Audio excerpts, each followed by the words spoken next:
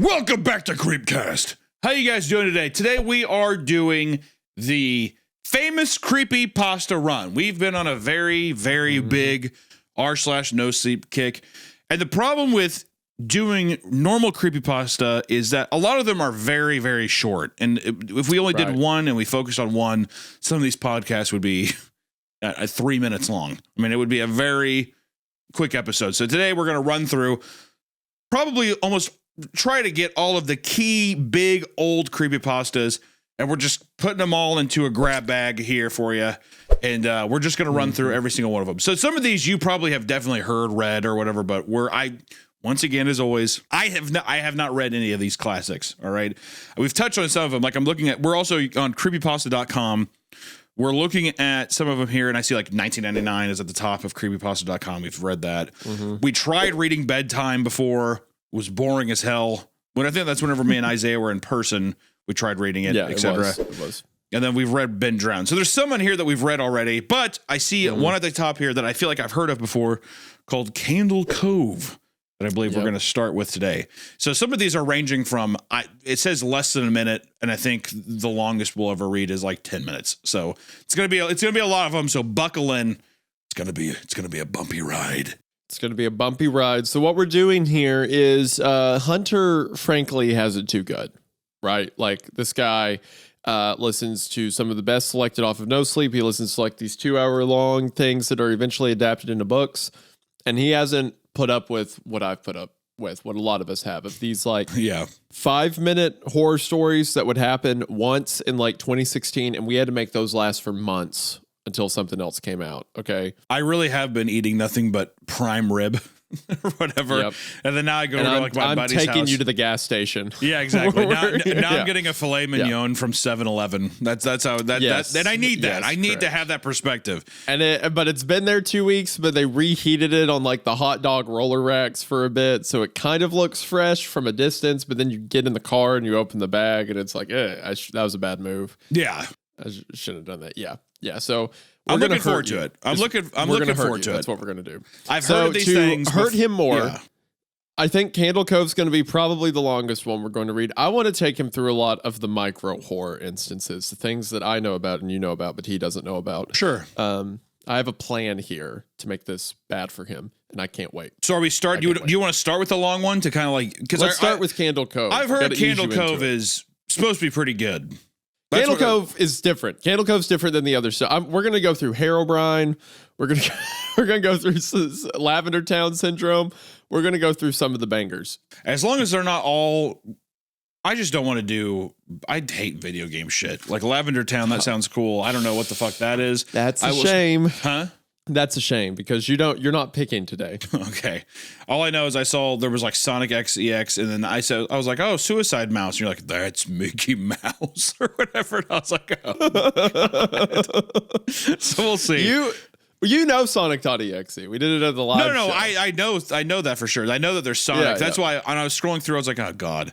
And I just remember, because it's not like we've never talked about some of these before in the past, but it's mostly been like passing. Like just being like, oh yeah, there was a lot of like video game stuff because we did Sonic XEX, whatever. What was the I feel like we did another video game one. Didn't we do another video game one? It's about Legend of Zelda. It was Legend of Zelda. That's what it was. So yeah, when we were, I think even then we were talking about how it was just like, oh yeah, insert good. Oh God, you'll never forget about me, Hunter. I almost did. I feel like that's why my life has been so much better lately, is because that was out of the mental cortex. Tiffany, it's me. I'm very excited though. I'm excited to. I think that this is going to be a fun experience. You know what's fun about an episode like this too? That I was just thinking about. You know how many people that maybe got into creepypasta stuff because of the show. They're going to go in blind just like me. And then there's tons of seasoned veterans readers who their eyes have glazed over multiple times and they're twiddling their fingers probably and foaming at the mouth. Yes, exactly. Me and you, don't forget it. Burr, burr, burr. We're going to destroy them, just crush them. I can't wait. Cove. Let's start off. Also, too, just want to say, as always, check us out on Spotify, Apple Podcast, the audio platforms. Give us a nice rating there. We appreciate you. If you appreciate this show, it means a lot to us. And also, soon, probably in the next month or two, we should be having more Creepcast merch, and there's some sick designs that I'm really stoked for you guys to see. So hold out for that, but just know it's coming. So get ready. I'm excited. So with that, let us begin. I'm brittle and I'm old. And I don't go to the doctor as much as I should. And I don't want to deal with an appointment and insurance and blah, blah, blah, blah, blah, blah. Gah! So I let somebody else handle it. And that's why I use ZocDoc. ZocDoc is a free app and website where you can search and compare high-quality in-network doctors. Choose the right one for your needs and click to instantly book an appointment. We're talking about in-network appointments with more than 100,000 healthcare providers across every specialty. From mental health to dental health to eye care to skin care and much, much more. And the nice thing about ZocDoc is that you can filter for doctors that take your insurance, that are nearby, and are highly rated. It's super easy to use, and you can find an appointment time that works for you, with the right doctor that fits your needs. Plus, ZocDoc appointments happen fast, typically within just 24 to 72 hours of booking. You can even score same-day appointments. You don't want to admit it, but you should probably see the doctor. Go to ZocDoc.com/Creepcast to find and instantly book a top-rated doctor today. That's ZocDoc.com/Creepcast. ZocDoc.com/Creepcast. Thank you so much for ZocDoc for sponsoring this episode. Back to the episode. Don't get too scared. So our beginning is entries from a net nostalgia forum about local television shows. The first entry comes from SkyShell33. The subject is Candle Cove Local Kids Show. And SkyShell asks, does anyone remember this kid show? It was called Candle Cove, and I must have been 6 or 7. I never found reference to it anywhere, so I think it was on a local station around 1971 or 1972. I lived in Ironton at the time. I don't remember which station, but I do remember it was on at a weird time, like 4 p.m. I'm Mike Painter, 65. Responding to the subject of the post above. It seems really familiar to me. I grew up outside of Ashland and was 9 years old in 1972. Candle Cove was it about pirates? I remember a pirate marionette at the mouth of a cave talking to a little girl. SkyShell responds, yes, okay, I'm not crazy. I remember Pirate Percy. I was always kind of scared of him. He looked like he was built from parts of other dolls. Real low budget. His head was an old porcelain baby doll. Looked like an antique that didn't belong on the body. I don't remember what station this was. I don't think it was WTSF though. Jaren 2005 says, sorry to resurrect this old thread, but I know exactly what show you mean. SkyShell. I think Candle Cove ran only for a couple months in 71, not 72. I was 12 and I watched it a few times with my brother. It was channel 58, whatever station that was. My mom would let me switch to it after the news. Let me see what I remember. It took place in Candle Cove, and it was about a little girl who imagined herself to be friends with pirates. The pirate ship was called the Laughing Stock, and the pirate Percy wasn't a very good pirate because he got scared too easily. And there was a Calliope music constantly playing. Don't remember the girl's name, Janice or Jade or something. I think it was Janice. SkyShell replies to that and says, thank you, Jaren. Memories flooded back when you mentioned Laughing Stock and Channel 58. I remember the bow of the ship was a wooden smiling face with the lower jaw submerged. It looked like it was swallowing the sea, and it had that awful Edwin voice and laugh. I especially remember how jarring it was when they switched from the wooden plastic model to the foam puppet version of the head that talked. Mike responds again and says, I remember it now too. Do you remember this part, SkyShell? You have to go inside. And SkyShell replies to that and says, Mike, I gotta chill reading that. Yes, I remember. That's what the ship always told Percy when there's a spooky place he had to go in, like a cave or a dark room where the treasure was. And the camera would push in on Laughingstock's face with each pause. You have to go inside. With his two eyes askew and that flopping foam jaw and the fishing line that opened and closed it. It just looked so cheap and awful. You guys remember the villain. He had a face that was just a handlebar mustache above really tall, narrow teeth. I just noticed that the guy's name is Kevin Hart. Yes, this person's name is Kevin Hart. Could be the Kevin Hart. How do we know it's not the professional, the huge stand-up comedian Kevin Hart? We'll never know. I think you should do that voice. I am not going to. I don't know what could possibly. I think that's. go wrong I think that scenario. I honestly, no, I'm joking. I honestly thought that the villain was Pirate Percy. I was about 5 when this show was on. Nightmare fuel. Jaren says, that wasn't the villain. The puppet with the mustache? That was the villain's sidekick. Horace Horrible. He had a monocle too, but it was on top of the mustache. I used to think that meant he only had one eye. But yeah, the villain was another marionette, the Skin Taker. What the fuck? The Skin Taker. I can't believe what they let us watch back then. Holy hell, that just turned up to 11. Everyone's like, yeah, Pirate Percy, Horace Horrible.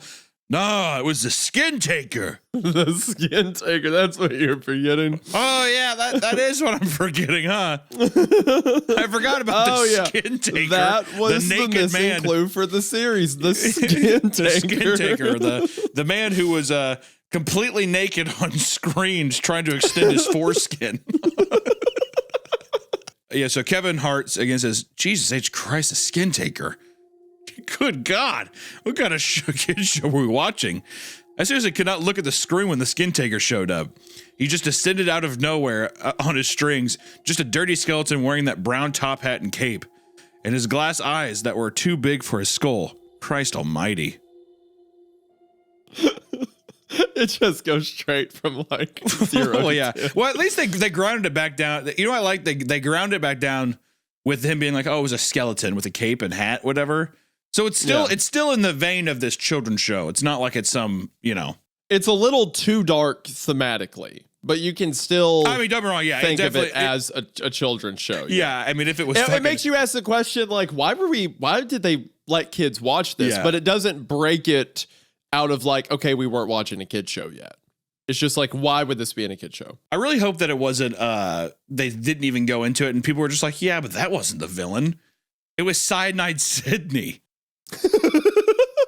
Oh, yeah, that's right, Cyanide Sydney. But she wasn't the main villain. It was Al Qaeda Al. You're like, no, yeah, Al Qaeda Al. Ooh, he was scary, but it just keeps going and going. That wasn't the villain. It was Nazi Nigel. It was Nazi Nigel. Just progressively more like messed Yeah. up. Yeah. You guys are. I could see how you could get that wrong, but actually, the main villain was Foreskin Frank. They get to the end. It's like, guys, that wasn't the villain. It was Jeffrey Dahmer. Yeah. Yeah. And at the end of the deal, the show was ran by Jeffrey Dahmer. Dun, dun. Yep. And that's the way it would end. I like to think that all the puppets are just foreskin references, where it's just like, Jesus Christ. I bet you would, wouldn't you? Well, I just mean, can you imagine the guy, people being like, sure. Okay, fine. Never mind. No, Hunter. How would I imagine people being like? I was just going to say that wouldn't it be fucking crazy? Wouldn't it be the fucking craziest fucking thing if all the puppets were foreskin related?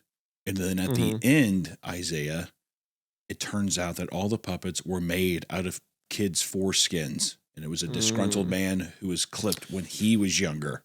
I see. Like they took it from me kind of attitude about it. Yeah. You think a lot about children's foreskins. And then you get the classic pedophilia kind of angle that all these things have, right? Yes. Yeah. They always tie gotta back have into that. that. Yeah. Stranger danger kind of thing. Yeah. Exactly. If the creepypasta doesn't have it, then I feel like people got laughed off the internet. Yeah, so somewhere in the list of like actual villains, it's like, oh, pedophile Pete. Like he's a Yeah, that's what I'm saying. Yeah. They're all essentially the same character. They're just made of different foreskin. Right. Anyway, I'm going back to Every Gloria. puppet has a turtleneck. Yeah, so they say that Kevin Hart does, and Sky Shell says, wasn't his top hat and cloak all sewn up crazily? Was that supposed to be children's skin? Sewn up crazily. I was just sewn up on it crazy style. Was that supposed to be children's skin? See?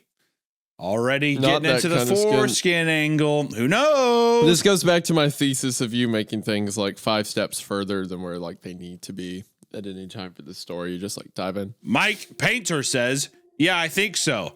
Remember his mouth didn't open and close? He just, his jaw just slid back and forth.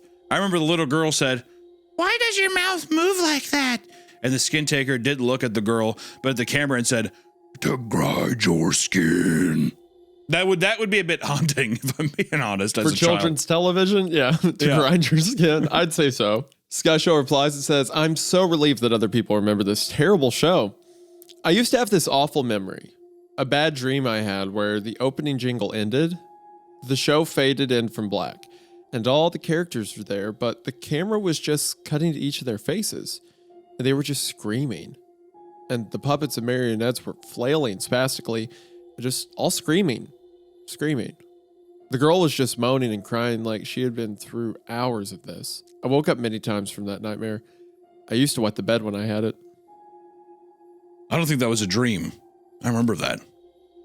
I remember that was an episode. Sky Show replies and says, No, not possible. There was no plot or anything. I mean, literally just standing in place, crying and screaming for the whole show. Maybe I manufactured the memory because you said that, but I swear to God, I remember seeing what you described. It just screamed. Oh God, yes. The little girl, Janice. I remember seeing her shake and the skin taker screaming through his gnashing teeth, his jaws careening so wildly, I thought it would come off its wire hinges. I turned it off and it was the last time I watched. I already told my brother and we didn't have the courage to turn it back on. I visited my mom today at the nursing home. I asked her about when I was little in the early 70s, when I was 8 or 9, and if she remembered a kid's show, Candle Cove. She said she was surprised I couldn't remember that, and I asked why. And she said, Because I used to think it was so strange that you said I'm going to be... sorry, this is typed weird. Because I used to think it was so strange that you said, I'm going to go watch Candle Cove now, Mom. And then you would tune the TV to static and just watch dead air for 30 minutes. You had a big imagination with your little pirate show. And dun, dun, dun, dun, dun, There you go, Candle Cove, So- the classic. That's a classic one of children's show, kind of like some It vibes of like kids only experience it. Do you think 1999 was kind of inspired by that? Because when did this? Yeah, it's 2009. Yes. Okay.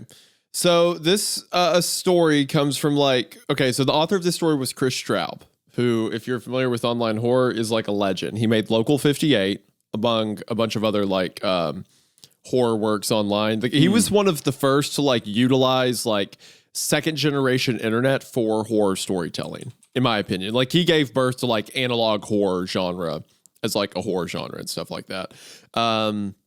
So as soon as he made this story and things like it, a ton of stories spouted off of it. I remember a bunch of people in 1999, the channel's Caledon Local 21, but a bunch of people would tie it in to Candle Cove. They both aired on Channel 58 or whatever, right? Same Stuff universe like that. kind of thing. Same universe kind of thing. Yeah. Even earlier in this story, he says that Channel 58 had Candle Cove on it, and Channel 58 was, the basis for eventually Local 58, the first analog horror story. So, Chris Straub created a lot of modern internet horror culture. And if I remember right, Candle Cove was a set of a bunch of series of stories that all spouted out at the same place. I mean, it was probably the same idea. It's probably so influential at the time. I mean, looking at it from there too, 2009, that's got to be some of the reasons that I don't know, r/no sleep came around, because even the way that it's supposed to be oh, these are posts on the internet, utilizing that kind of that vibe of, oh, these are actual people talking to each other, even though it's in a story format. I wonder what the influence is to even just be oh, this is all supposed to be utilizing Reddit as a horror. Yeah. Place to post a story that feels real and it's more immersive. Even Twitter ARGs, all that kind of shit. It's, it feels like it all stems from this thing. And I do remember now too, there's that show on Shudder. What was that called? Channel Zero.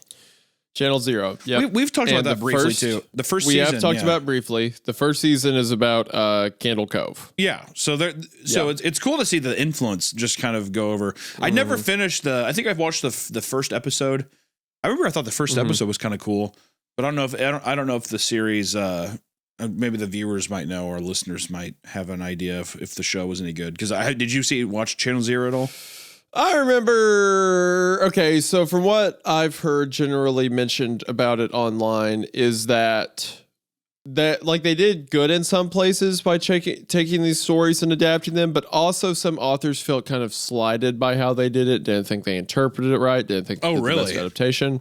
Yeah, I remember there was some drama about it. I would like to watch it for myself to know.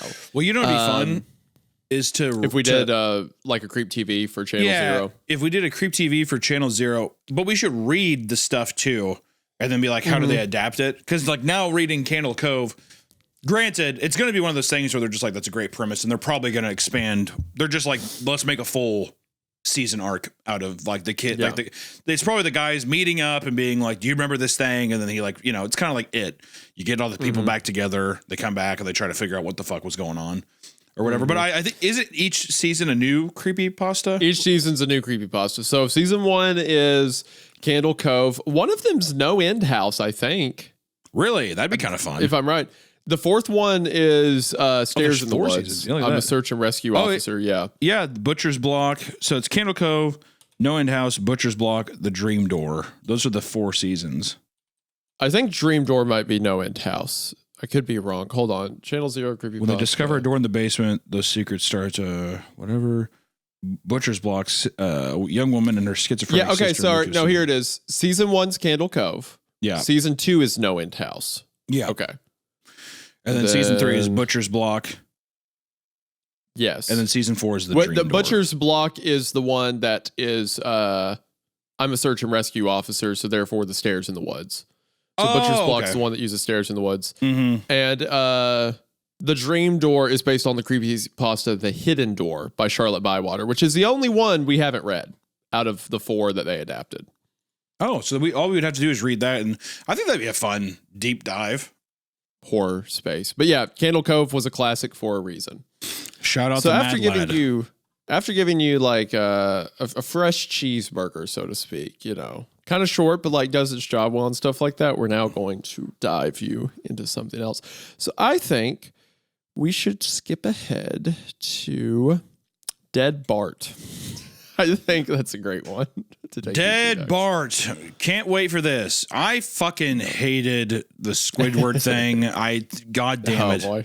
So this is another peak era. This is a year after Candle Cove. So this is whenever 2010. This is early definitely on. This is but I will say I love an early creepypasta stuff. Just children writing horror stories. There's something about children that's just so funny. The unfiltered nature of what they think just is the scary way their and creepy. brain, Yeah, like, and how they pours stuff articulate out, things. Yeah. So fascinating.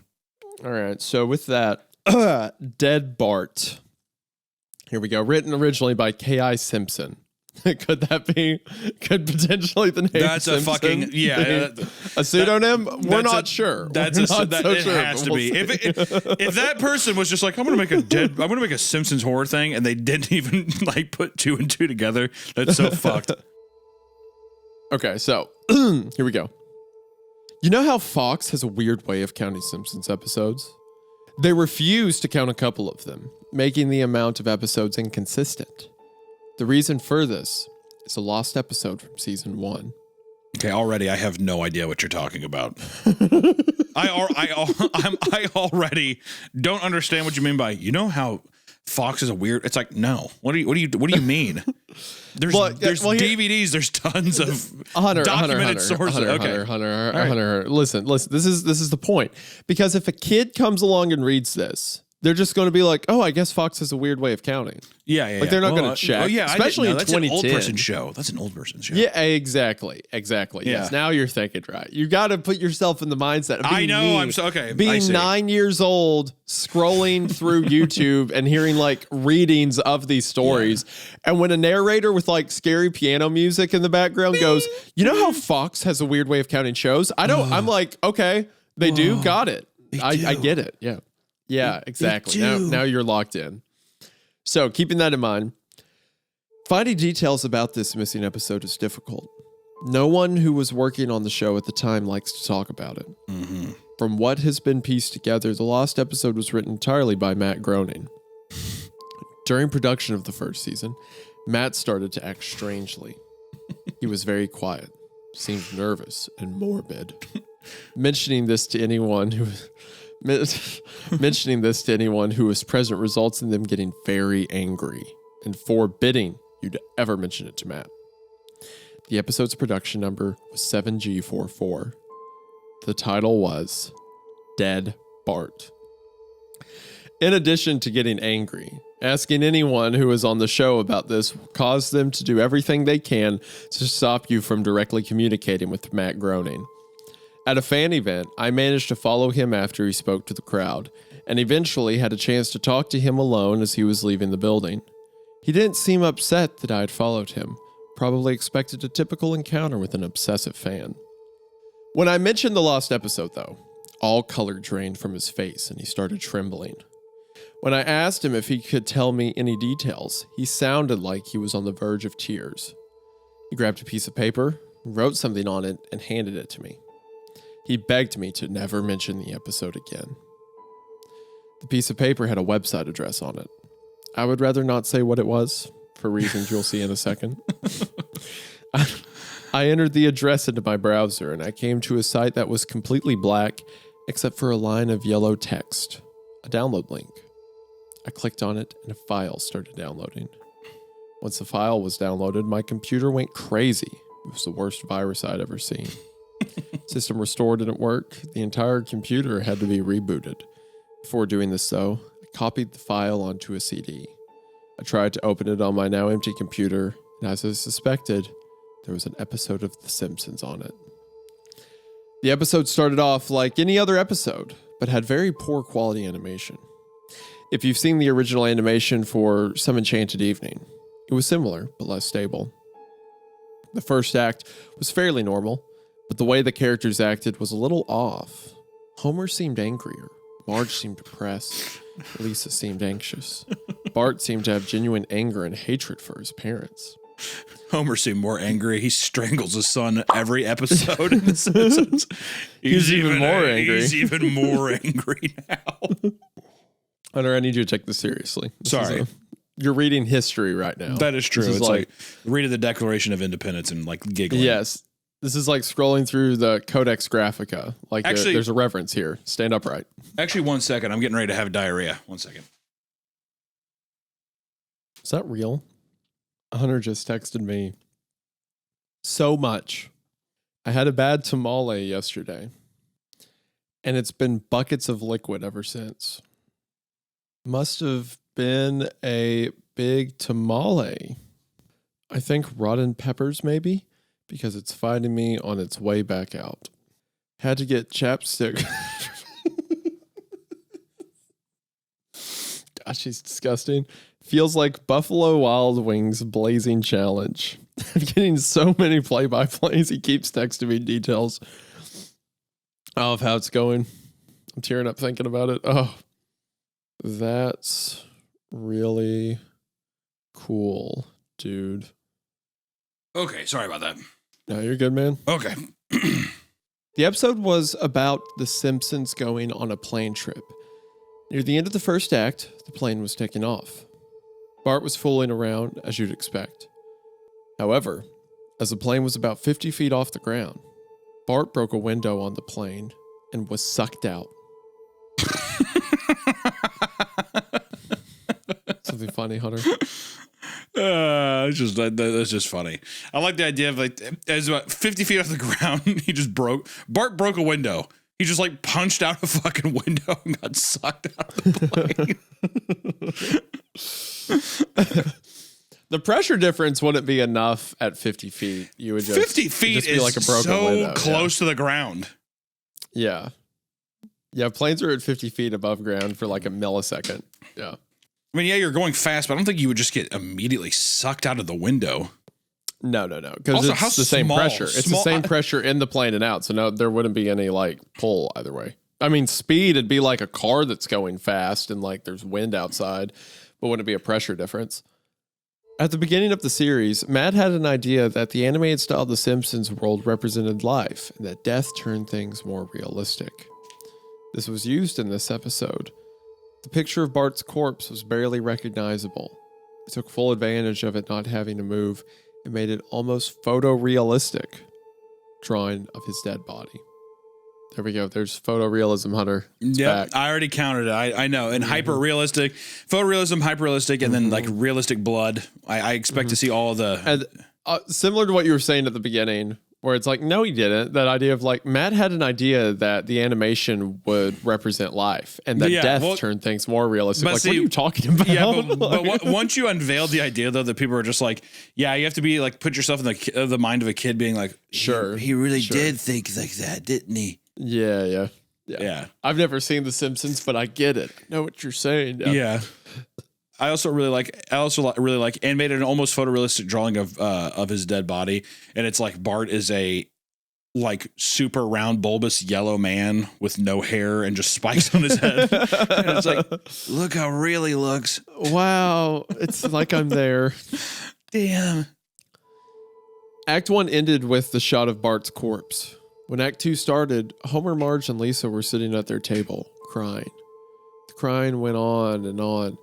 Got more pained, sounded more realistic, better acting than you would think possible.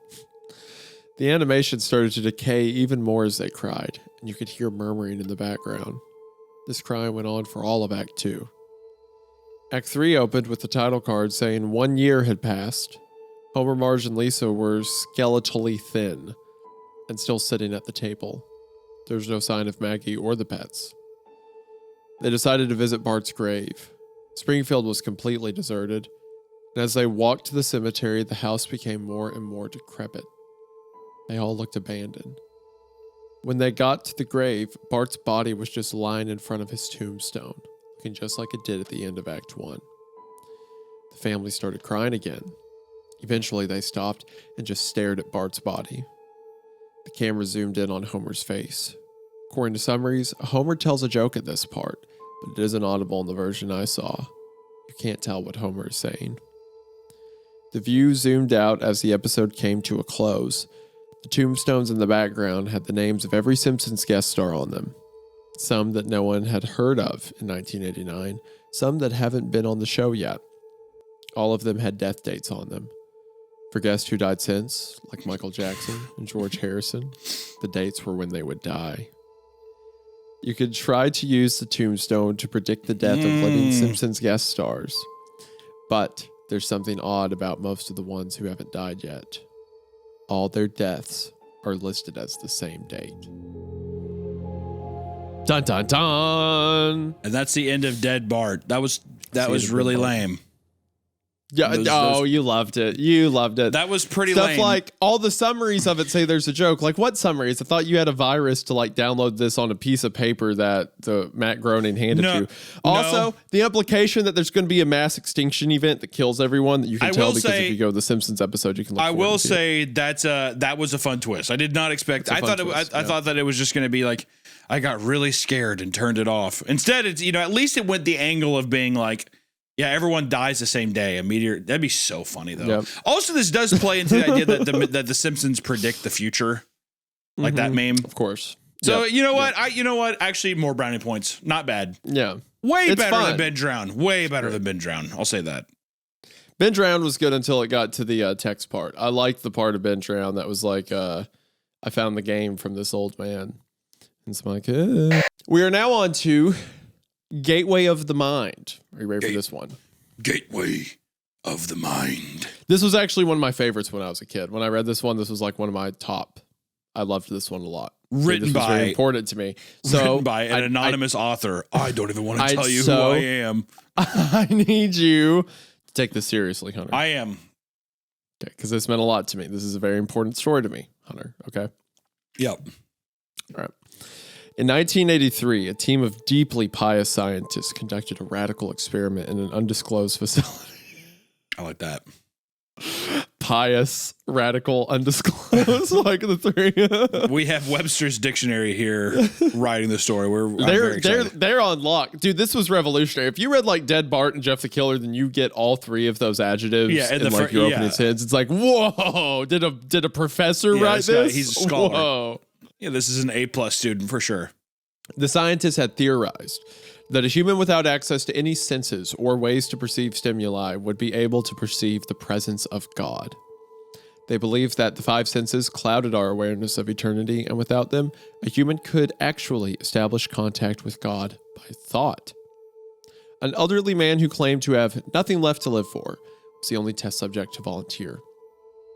To purge him of all his senses, the scientists performed a complex operation in which every sensory nerve connection to the brain was surgically severed. Although the test subject retained full muscular function, he could not see, hear, taste, smell, or feel. With no possible way to communicate with or even sense the outside world, he was alone with his thoughts. Scientists monitored him as he spoke aloud about his state of mind in jumbled, slurred sentences that he couldn't even hear. After 4 days, the man claimed to be hearing hushed, unintelligible voices in his head. Assuming it was an onset of psychosis, the scientists paid little attention to the man's concerns. 2 days later, the man cried that he could hear his dead wife speaking with him. And even more, he could communicate back. The scientists were intrigued, but were not convinced until the subject started naming dead relatives of the scientist. He repeated personal information to the scientists that only their dead spouses and parents would have known. At this point, a sizable portion of scientists left the study. After a week of conversing with the deceased through his thoughts, the subject became distressed, saying the voices were overwhelming. In every waking moment, his consciousness was bombarded by hundreds of voices that refused to leave him alone. He frequently threw himself against the wall, trying to elicit a pain response. He begged the scientists for sedatives so he could escape the voices by sleeping. This tactic worked for 3 days, until he started having severe night terrors. The subject repeatedly said that he could see and hear the deceased in his dreams.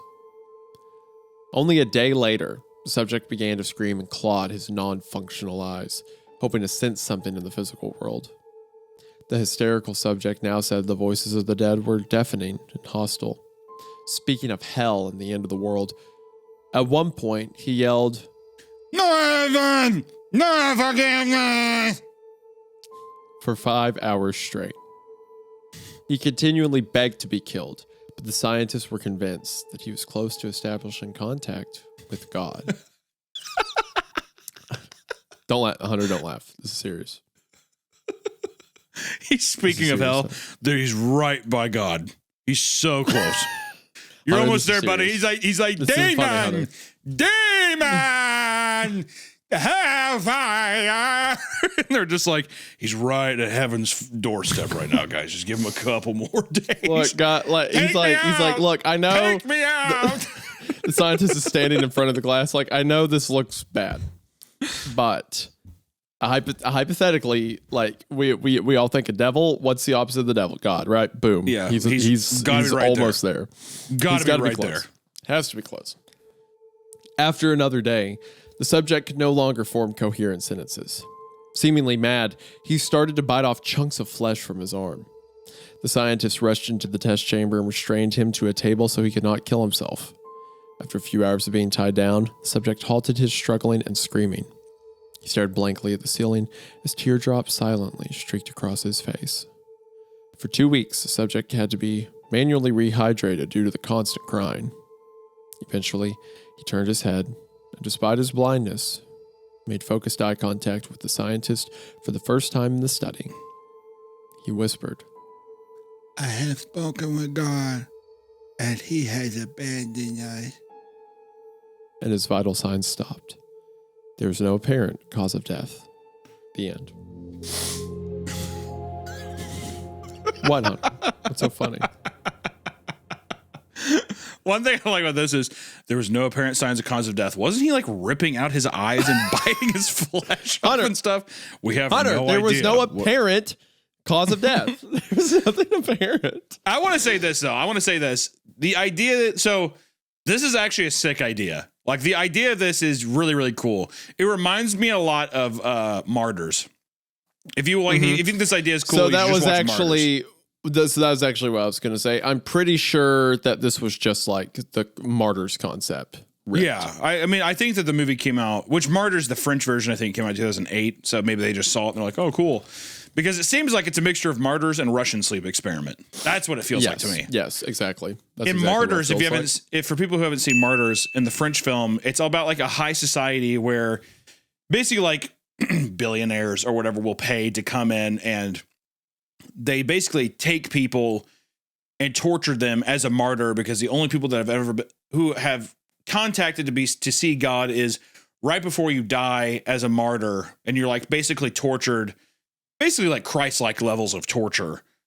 You're able to like see God, and people are able to like look in your eyes and see like reflections of heaven.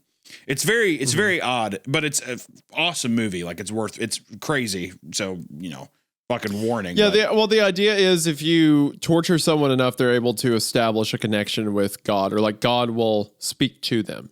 Yeah. And I really like, is it the remake or the original French one where the lady who's setting it up kills herself at the end because of what the martyr whispers to her? I think it's the American one. The English one is so not worth watching. Just watch the French one. The English one sucks. It's not worth it. But I like the idea of a guy being, I like also they established that a homeless guy who had nothing left to live for comes Signed in. up. But at the same time, I like it's fun, it's short, it's punchy. And the whole thing, see God, but really sees he sees hell and all that stuff. To me, that's like fun, schlocky, stuff that happens. I would be curious to see like somebody come in and, make this like a full-fledged thing. Because you could also get, like, the characters are all there. Conflicted scientists who want to do these things, back and forth there. The homeless guy, why does he want to do this? There was a visual project that was created at the same time. I think this is it at the end. Yeah, if you scroll all the way down to the end and watch that little YouTube video, that's 2 minutes long. This came out at the same time. So every reading of it you would find online had this video paired with it. Oh, that's creepy.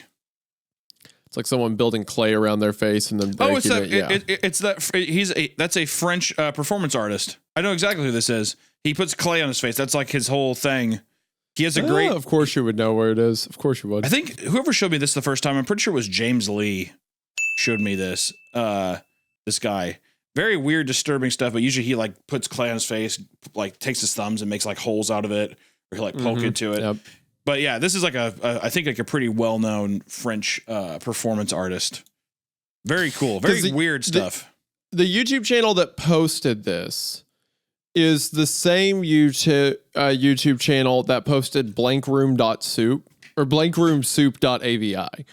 Which is like a famous early YouTube like scary video that got passed around. And they posted the original Squidward suicide and stuff like that. Yep.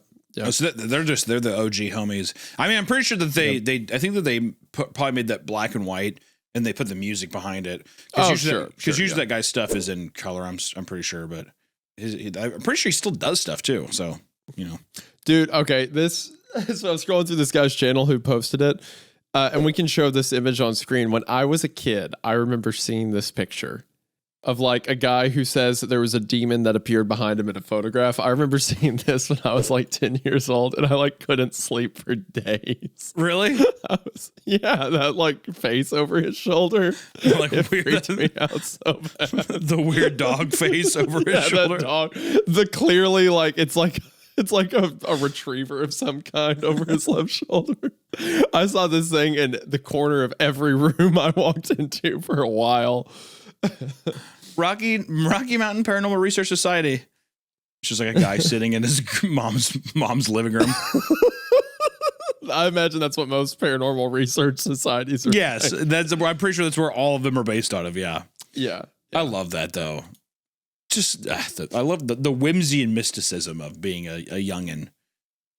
Should we move on?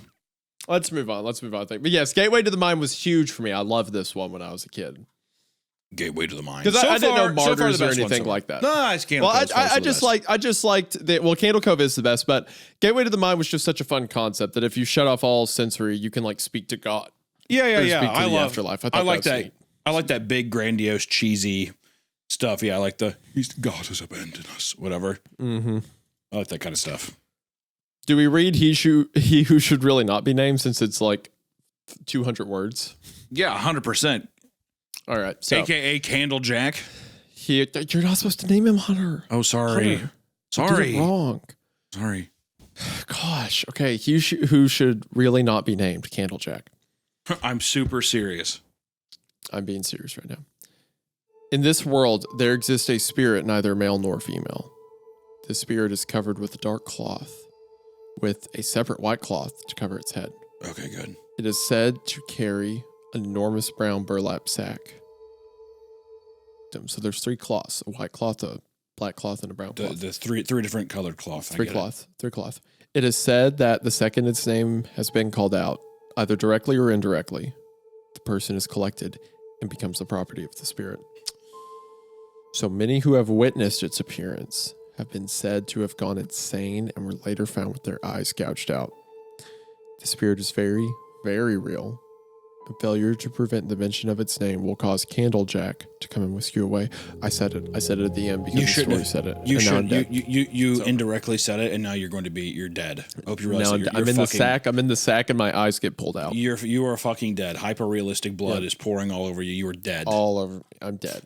That's the entire story. What I just read's the whole thing. That's the whole thing. But see, that's a classic. All right. One of the top rated.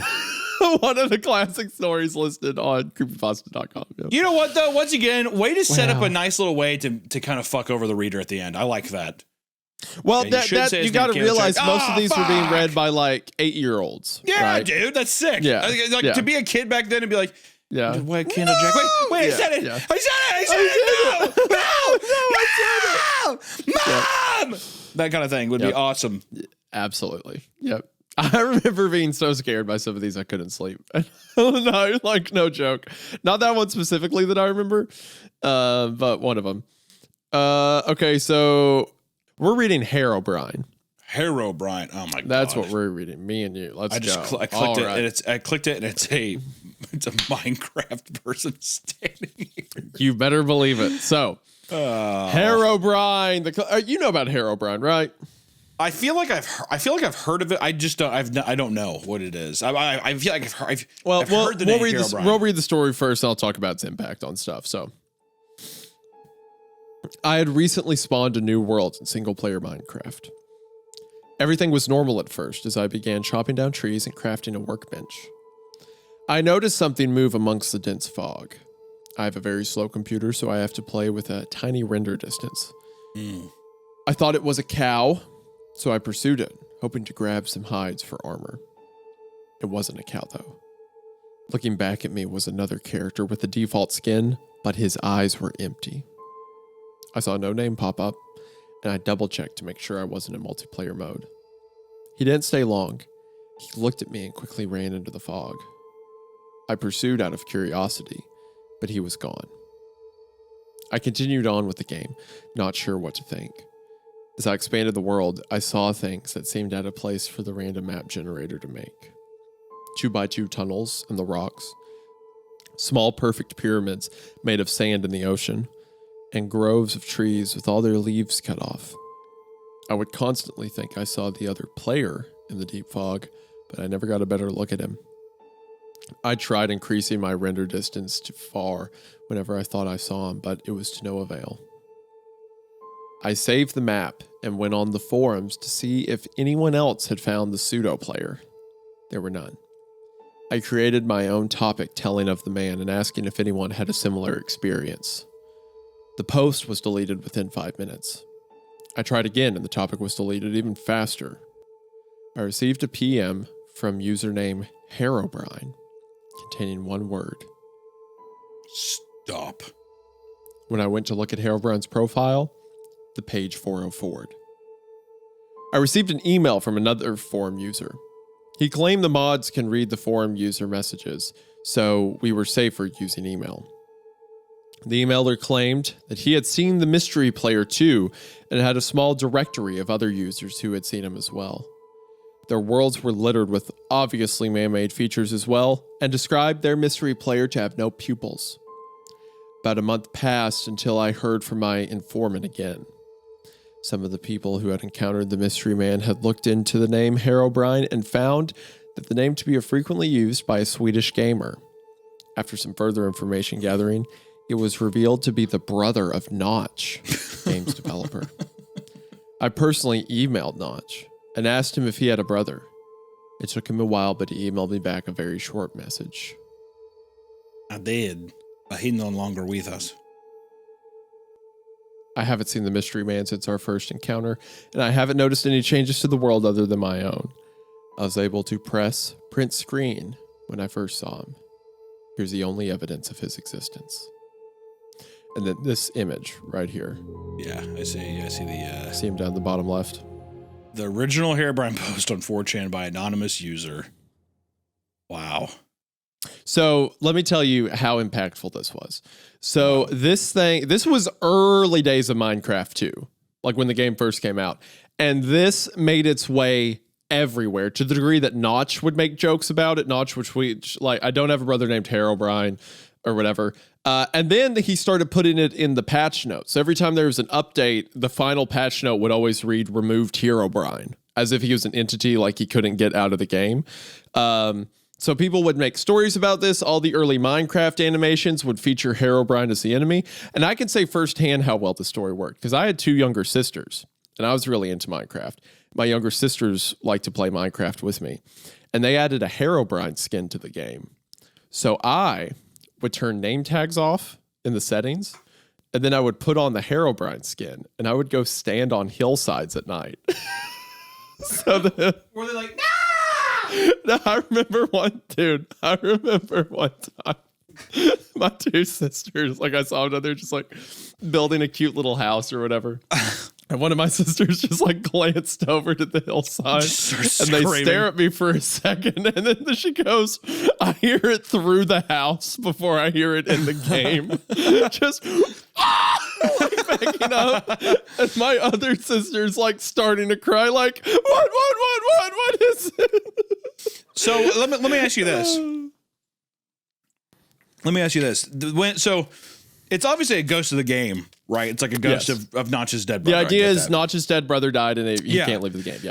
So, but he doesn't really do anything. Was it just because, it's creepy? Here's what you got to realize with a lot of these early creepypasta stories. It is a blueprint, right? So it's like, here's the premise. Do with it what you want. So this is like more so people took this story and they just started making a tons of scary shit with it. It's like the hook-handed man. It's so you can tell friends at a campfire and like freak them out with a prank or something like that. Yeah, I mean, I once again, it's also to see how these things formulate. But I bet you anything there was tons. I have to imagine there was tons and tons of people's like videos and or like people who like would write their own and be like, yeah, I saw him and he killed my dog, or you know what I mean? It Something was weird. a whole genre of early Minecraft YouTuber to be like Herobrine hunting, where it would be like these 5-hour series of them going through Minecraft and being like, this tree looks like it's been chopped down before. Like, and we put together clues to see if we can find Herobrine in our game. And whenever Minecraft modding got to be popular, that's when it really took off, because people would program these entities that have like a 1% chance of spawning that look like Herobrine. So then people would make legitimate Herobrine hunting videos where maybe at the end of the 5 hours, they do see him for a second and then he disappears. And they're like, whoa!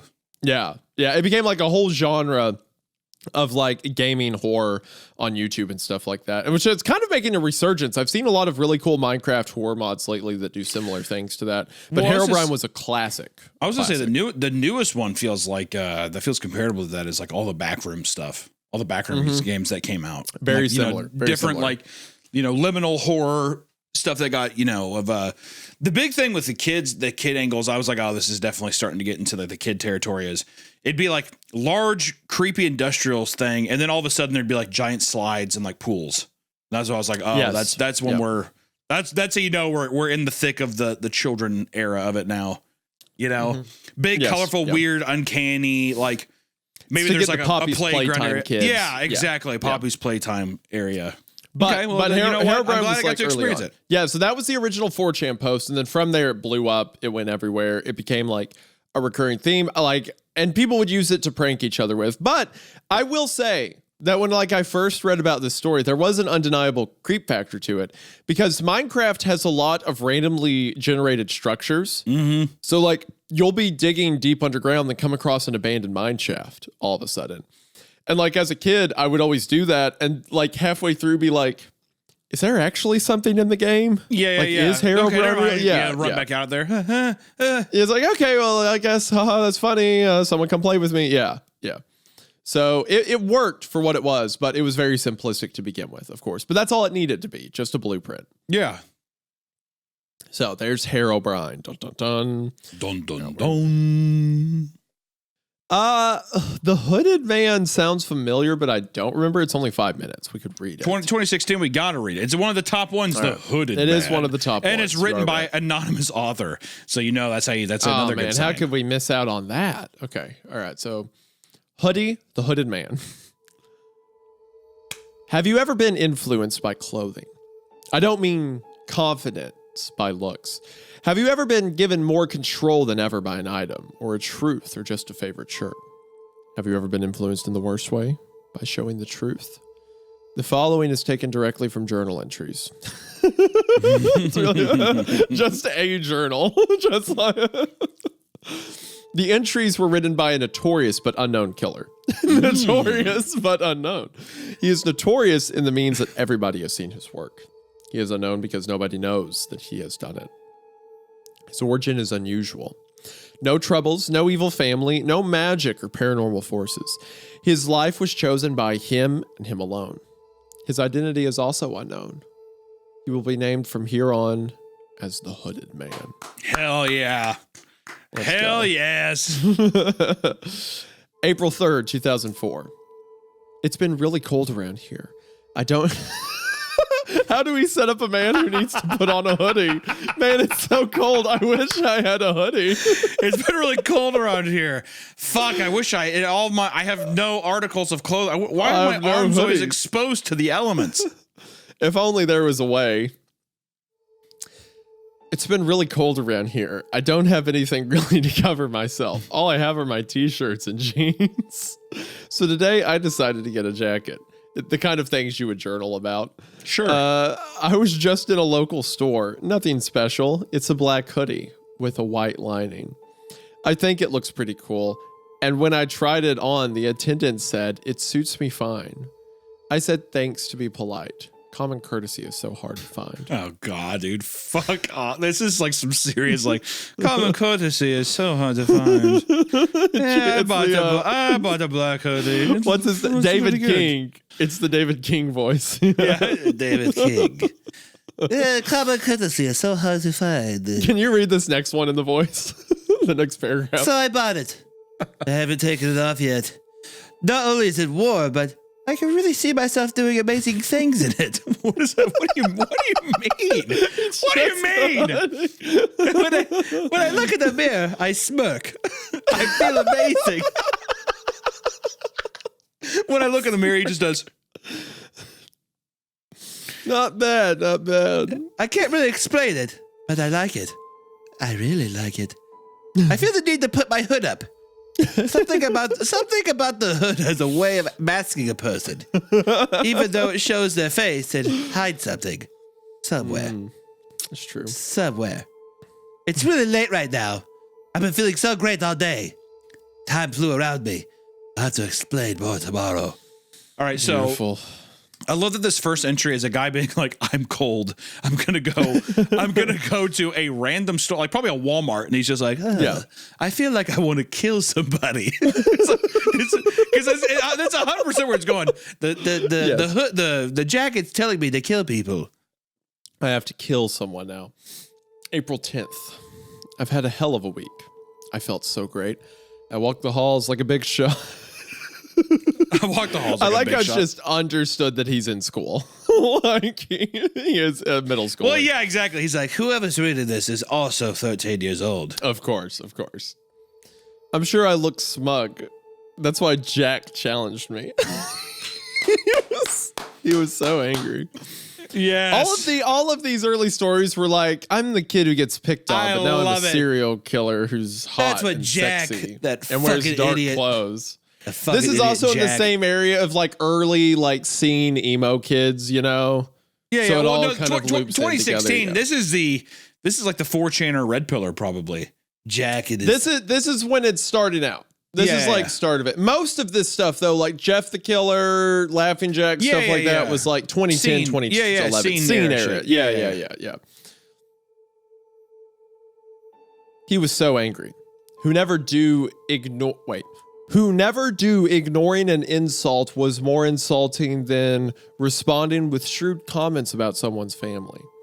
He antagonized me. He asked for it. He threw a hard punch, and I stood. It stung harder than before when I actually argued with him. I felt so cool all week. Wait, is all that happened? He got punched in the face. He got punched in the face by a guy. He took it and he's just like, yeah, it barely hurt. It walked off. Yeah, he didn't even fight back. Yeah, so now he's like, I felt cool all week. My confidence kept me up. I punched him hard in the stomach, and I lifted him up with an underhook. It felt so good. It really did. Parents calling. April 14th. Jack still isn't out of the hospital. he punched the guy so hard, he's like, all of his organs are failing. It was like, well, he said he lifted him off the ground, so it was like you're like Dragon Ball, like Dragon Ball Z fucking yeah, punch. Yeah, like you can see the fist go through his back like, as he punches him. Yeah. Oh my God, Kakarot, you hit him way too hard.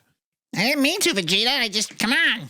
I don't know. That's my Goku voice. No, Vegeta. I didn't mean to hit him that hard.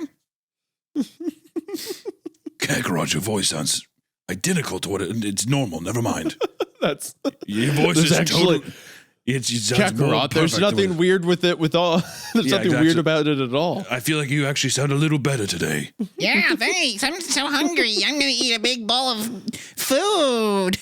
I gotta train. All right.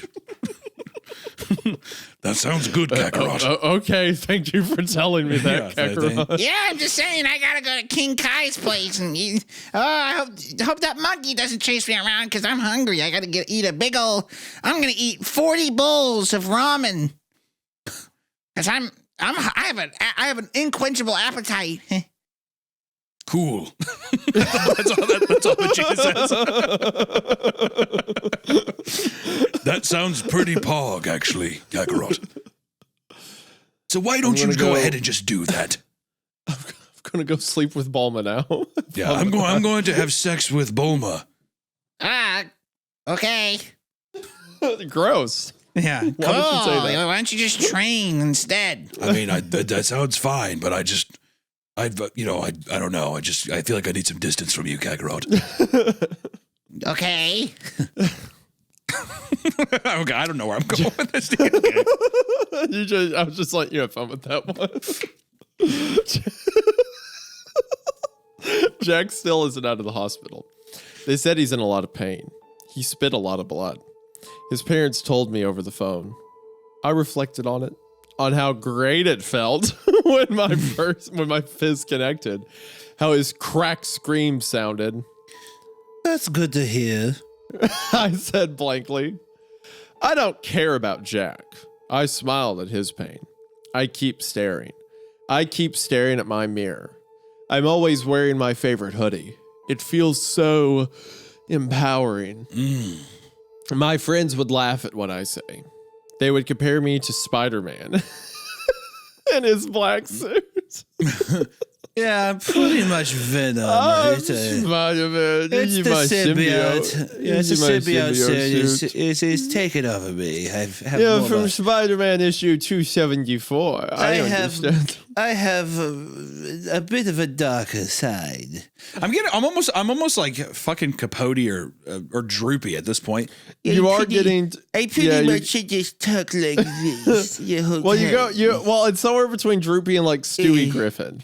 Yeah, the voice. My black suit, I feel so much more powerful. Well, what makes it droopy is like you add like the bleh, you add like the big cheekness to it. Yes, that's what I mean. I have to do this, and then I have my black suit. There's droopy. And I have quite a bit of things I have to do with my black suit on. It's funnier to imagine this emo kid as like a Looney Tunes character walking around a high I'm school. a severely overweight teenager, and I have my black suit on now, and everyone thinks I'm so evil.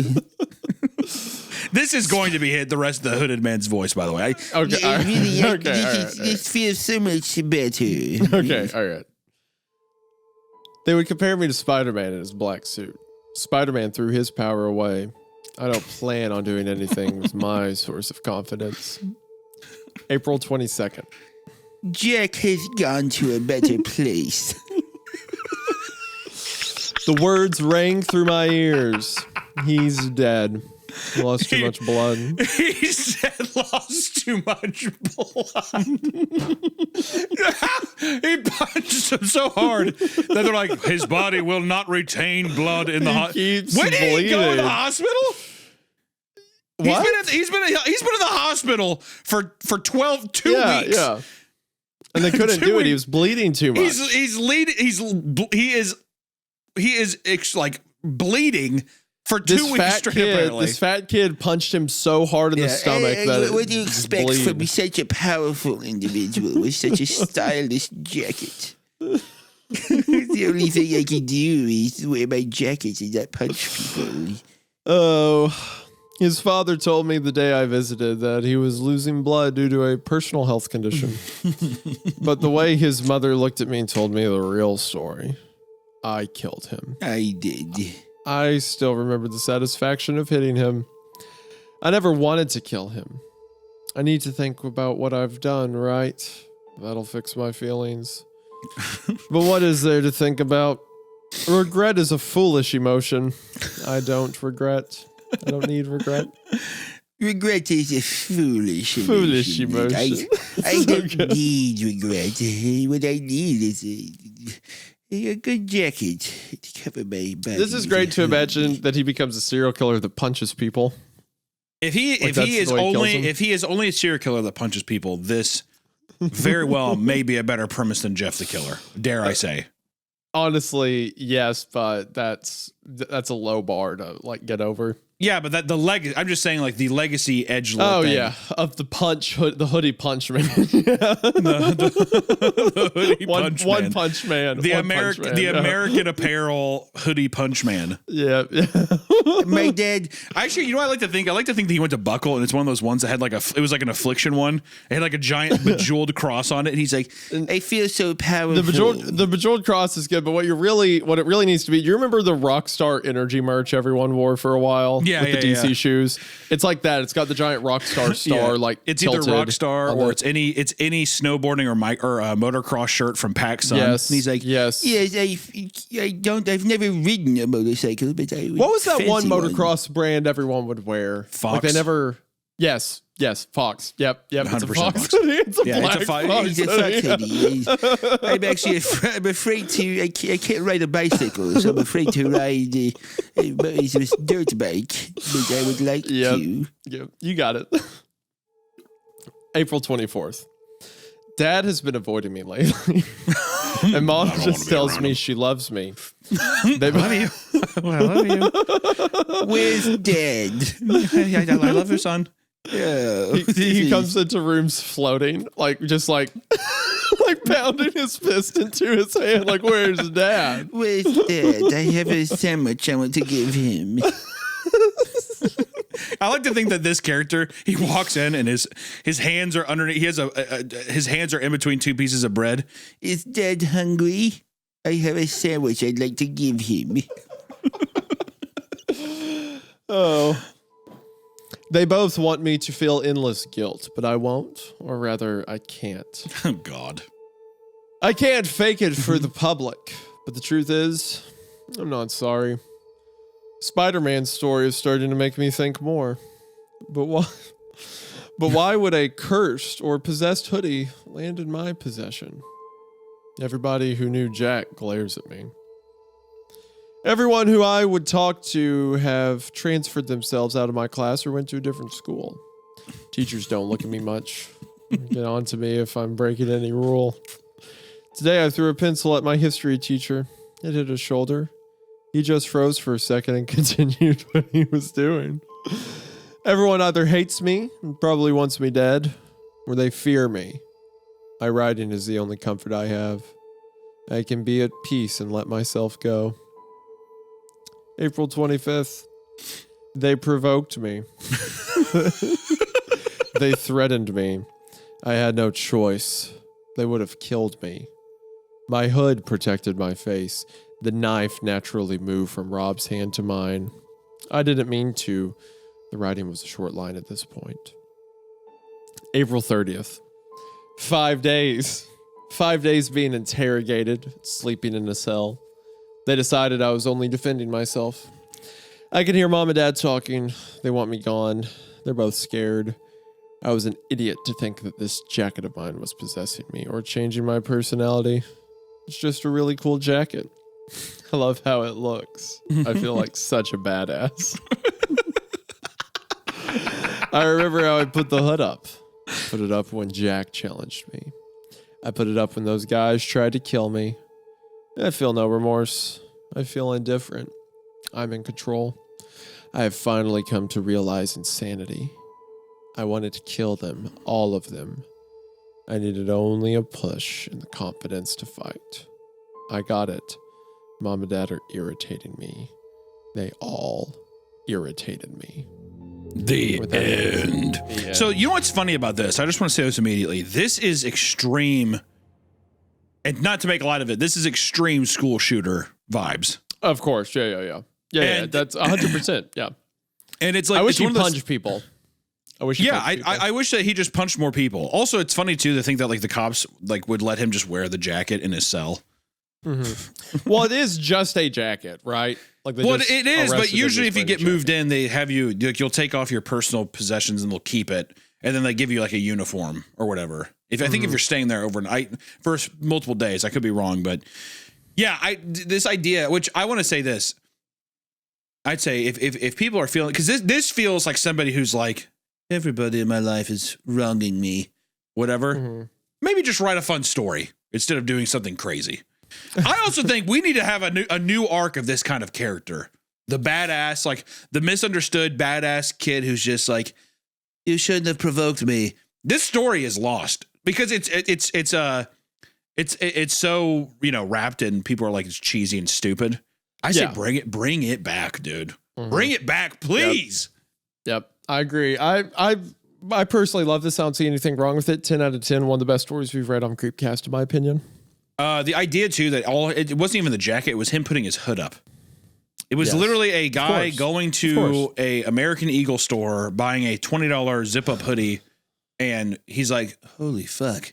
When he puts up his hood, he's like, "People could kind of see me, but not really." He's like the guy in Grandma's Boy when he's like pressed up against the wall, the black wall, and he has his leather jacket on, and they're like, "What are you doing?" And he's like, "How could he see me?" That moment, he reminds me of JP. I also like that part where it's like, this story you're about to read is of a dark one whose work is known everywhere. We never get an explanation of that. He's just like a really mad kid who's about to kill his parents. I also just like the kid bleeding profusely for 2 weeks. They just and then also and he was bleeding for personal issues. What was that? Yeah, it was. He was bleeding. The conditions were personal issues. It's like, do you mean when you punched him and you destroyed every organ in his body? Was it that? Was it that personal issue?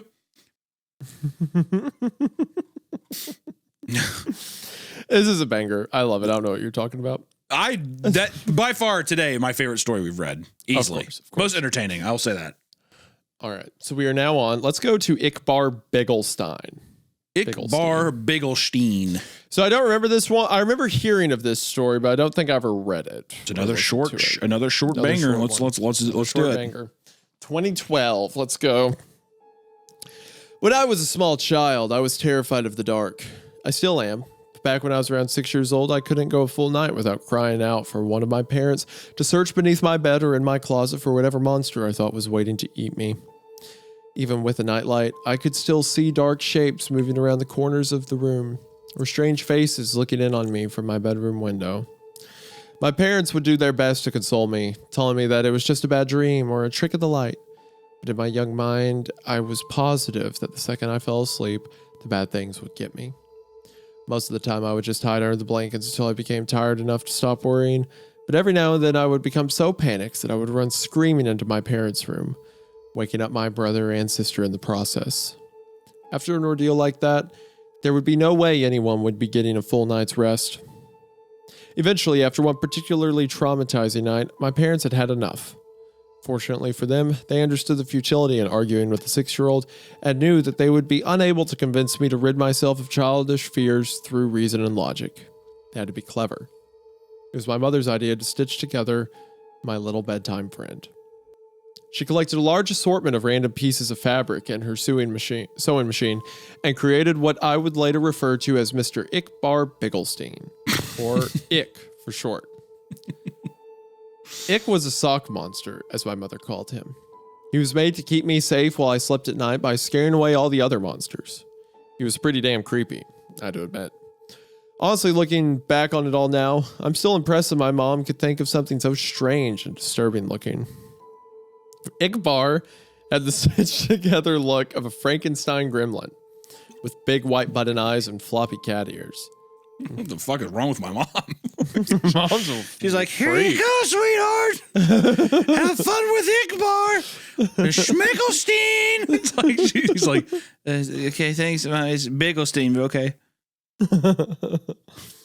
His little arms and legs were made from a pair of my sister's black and white striped socks, and the half of his face that was green was made from one of my brother's tall football socks. His head could have been described as bulbous, and for his mouth, my mom attached a piece of white fabric and sewed it in a zigzag pattern to shape a wide grin of sharp teeth. I loved him at once. From then on, Ick never left my side, as long as it was after dusk, of course. Ick didn't like the sun, and would get upset if I tried to bring him to school with me. That was okay. I only needed him at night to keep away the boogeymen, which was what he was good at. So every night at bedtime, Ick would tell me where the monsters were hiding, and I would place him near the section of my room closest to the spookiness. If there was something in the closet, Ick would block the door. If there was a dark creature scratching at my window, Ick would be pressed up against the glass. If there was a big hairy beast under my bed, then under the bed he went. Sometimes the monsters weren't even in my room. Sometimes they would hide in my dreams, and Ikbar would have to come with me into my nightmares. It was fun bringing Ick into my dream world, and he and I would spend hours fighting off ghouls and demons. The best part was, in my dreams, Ick would talk to me for real. How much do you love me? He would ask. More than anything. I would always tell him. One night in a dream, after I had lost my first tooth, Ick asked me for a favor. Can I have your tooth? I asked him why. To help me kill the bad things. The next morning at breakfast, my mom asked me where my tooth went. From what she told me, the tooth fairy didn't find it under my pillow. When I told her that I gave it to Ikbar, she just shrugged and went back to feeding my little sister. From then on, every time I lost a tooth, I would give it to Ick. Something funny, Hunter? That's like, I just want to say first off, I love the angle this is going. It's going into a Laughing Jack kind of territory of things, or whatever. But I just want to say too, how fucking creepy would it be where it's like, hey, the tooth fairy said he couldn't find your tooth. I gave it to Ick. And it's like, you're like, okay. And then at some point, all of your children's teeth are going to be into a sock puppet you made for him. How creepy would that be, dude? Fuck that. I don't know what you're talking about. This seems perfectly reasonable, I would think. He would always thank me, of course, and tell me that he loved me. Eventually, though, I ran out of baby teeth, and I was beginning to get a little too old to still be playing with dolls. Ick sat there on my bookshelf collecting dust, slowly fading away from my attention. Over time, the nightmares, however, became worse than ever. So bad that they even began to follow me to the waking world, terrorizing every dark corner or rustle in the bushes.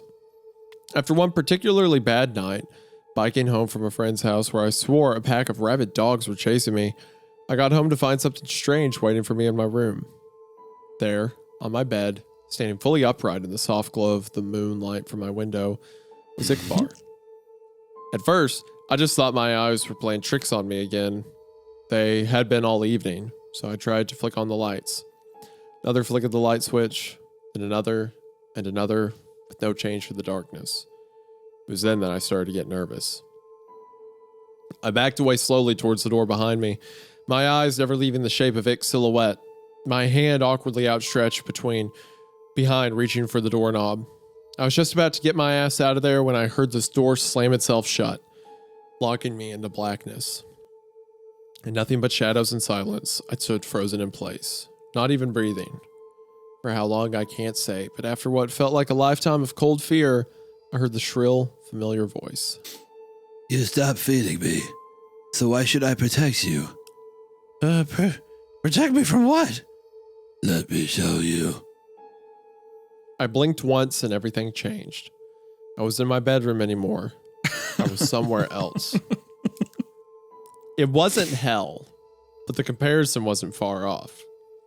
It was some sort of forest, a horrible, nightmarish place where partial embryonic abortions hung from. Whoa! God damn! Whoa! Jesus! Whoa! Whoa! Yeah, there's Straight tons uphill. there's a lot of abortion stuff.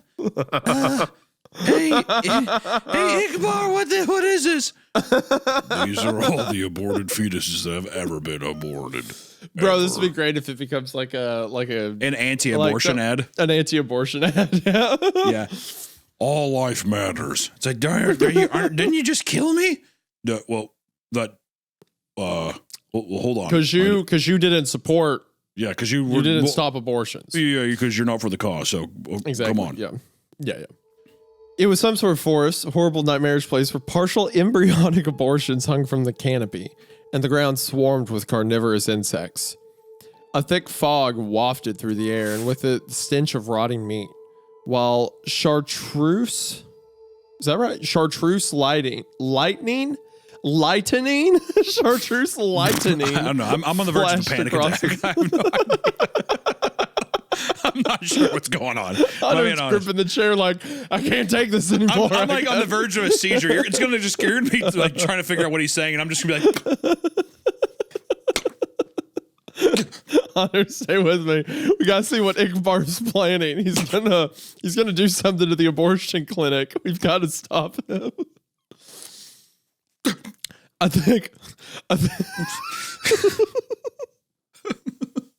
just this isn't a funny idea. This is a very real world tragedy. I'm not saying it, but just if this story ends with him being like, "Okay, Ikbar, I'll do it for you," he like drives to a Planned Parenthood. all right, fine. I'll do it. Loud and clear, Ikbar. Loud and clear, Ikbar. Just easy. Please. It just amped up so hard, so quick. Okay, anyway. Chartreuse lightning flashed across the night sky. In the distance, I could hear the agonizing screams of something not quite human. My head throbbed like it was about to explode, the pain forcing out a river of tears. In my mind, I heard his voice again. This is what your reality will become without me. I felt earth-shaking footsteps approaching fast. I'm the only one who can stop it. It was behind me now, huge and angry, hot breath across my back. Bring me what I need, and I will. I woke up before I could turn around. The following day, I raided my parents' closet for my brother's baby teeth. They keep those things? Giving them all to Yeah. Ikbar. Thank God my mom's a psychopath and keeps all my every baby tooth in a mason jar from my 9 relatives. Hey, Mom, I was wondering, can I get to the mason jar in your closet? Not now, son. Mommy needs to rest. She's like strapped down. She's electric taped down to the sofa. Whatever you need, son. All right, Mom, I love you. It's like it's definitely a kid like emotionally distraught from like his disturbed parents. She's like sitting there like peeling back the skin on her fingers. Sure, sweetheart, go ahead. All right, Mommy, I love you. Your new nails look nice. Almost immediately, the night terrors ceased, and I was more or less able to go on about my life as normal. From time to time, I would have to sneak into my little sister's room and snatch what was meant for the tooth fairy, or strangle one of the neighborhood cats, pry out its sharp little incisors. Oh my gosh. God, come on, man. Whoa. Sorry, kitty. Oh my gosh. I gotta have teeth. Anything to ward off the vision. The visions. Anything from a shark tooth necklace to a cavity-ridden bicuspid. I also began to notice that Ick would move about my room whenever I left for any length of time, rearranging my stuff and hanging additional curtains. He was even beginning to look more lifelike somehow. In the right light, his teeth would glisten, and he was warm to the touch. As much as he creeped me out, I couldn't work up the courage to just destroy him, knowing perfectly well where that would leave me.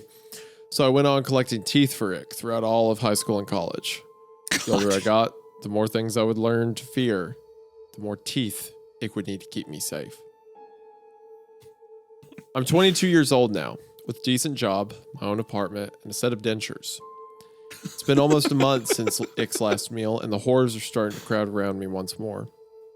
I took a detour through a parking garage after work tonight, found a man fumbling with his car keys. His teeth were stained yellow from a lifetime of cigarettes and coffee. Even still, I had to use a hammer to get out the molars. When I got back to my apartment, he was waiting for me, on the ceiling in the corner. 2 wide eyes and a mouth of razors. How much do you love me? More than anything. I replied, taking off my coat. More than anything in the world. End of the story. I just want to say, I want to say, good. I want to say this could be a really cool story if it would have taken let me pitch you an angle. From a kid, he does this. He becomes obsessed with teeth, and he has and his mom gives him like a sock puppet, or she's like, "Oh, don't worry, I'm your friend too," and she like jokes with him. What if he becomes like a killer that like has a bunch of like weird animal and human teeth, and he's like it's like a hand puppet thing. He's going around like fucking like biting people's faces and shit. Yep. And that kind of stuff. Yep. Like a very disturbed man. I didn't mean to do it. I liked it. That was pretty good. Ikbar did it, not me. Ikbar did it, not me. That wasn't bad. That wasn't bad. I had a good time with that one. That was fine. Yeah. Like he's a kid who becomes obsessed with this, starts stealing teeth from people. Yeah, totally works for me. Good with me. All right, so now we've got a classic for you. So you've read Jeff the Killer, you've read Laughing Jack, you can scroll. Yep. We're not going to read. If we get into the Jeff the Killer spinoffs, we're going to be here all day. So we're going to go on down to Lavender Town Syndrome. Lavender Town. Okay, famous Pokemon. You're going to love this one. You're going to love this one, Hunter. Just wait. Here we go. The Lavender Town Syndrome, also known as Lavender Town Tone or Lavender Town Suicides, was a peak in suicides and illness of children between the ages of 7 to 12, shortly after the release of Pokemon Red and Green in Japan, February 27th, 1996. Rumors say that these suicides and illness only occurred after the children playing the game reached Lavender Town, whose theme music had extremely high frequencies. That studies show that only children and young teens can hear since their ears are more sensitive. Of course, due to the Lavender Tone, at least 200 children supposedly committed suicide, and many more developed illnesses and afflictions.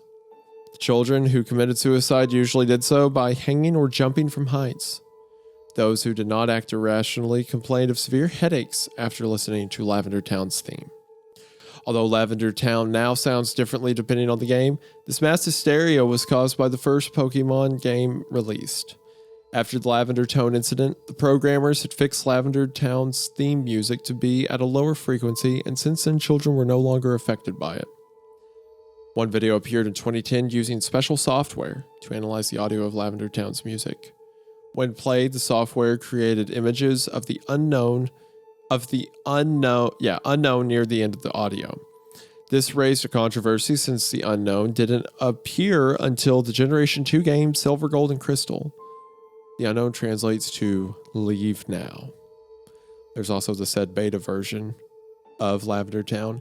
It is said that the beta version of Pocket Monsters was released to some kids to test the games. This is the video of the beta version of Lavender Town. So the Creepypasta was built around this video. Yeah, play it now.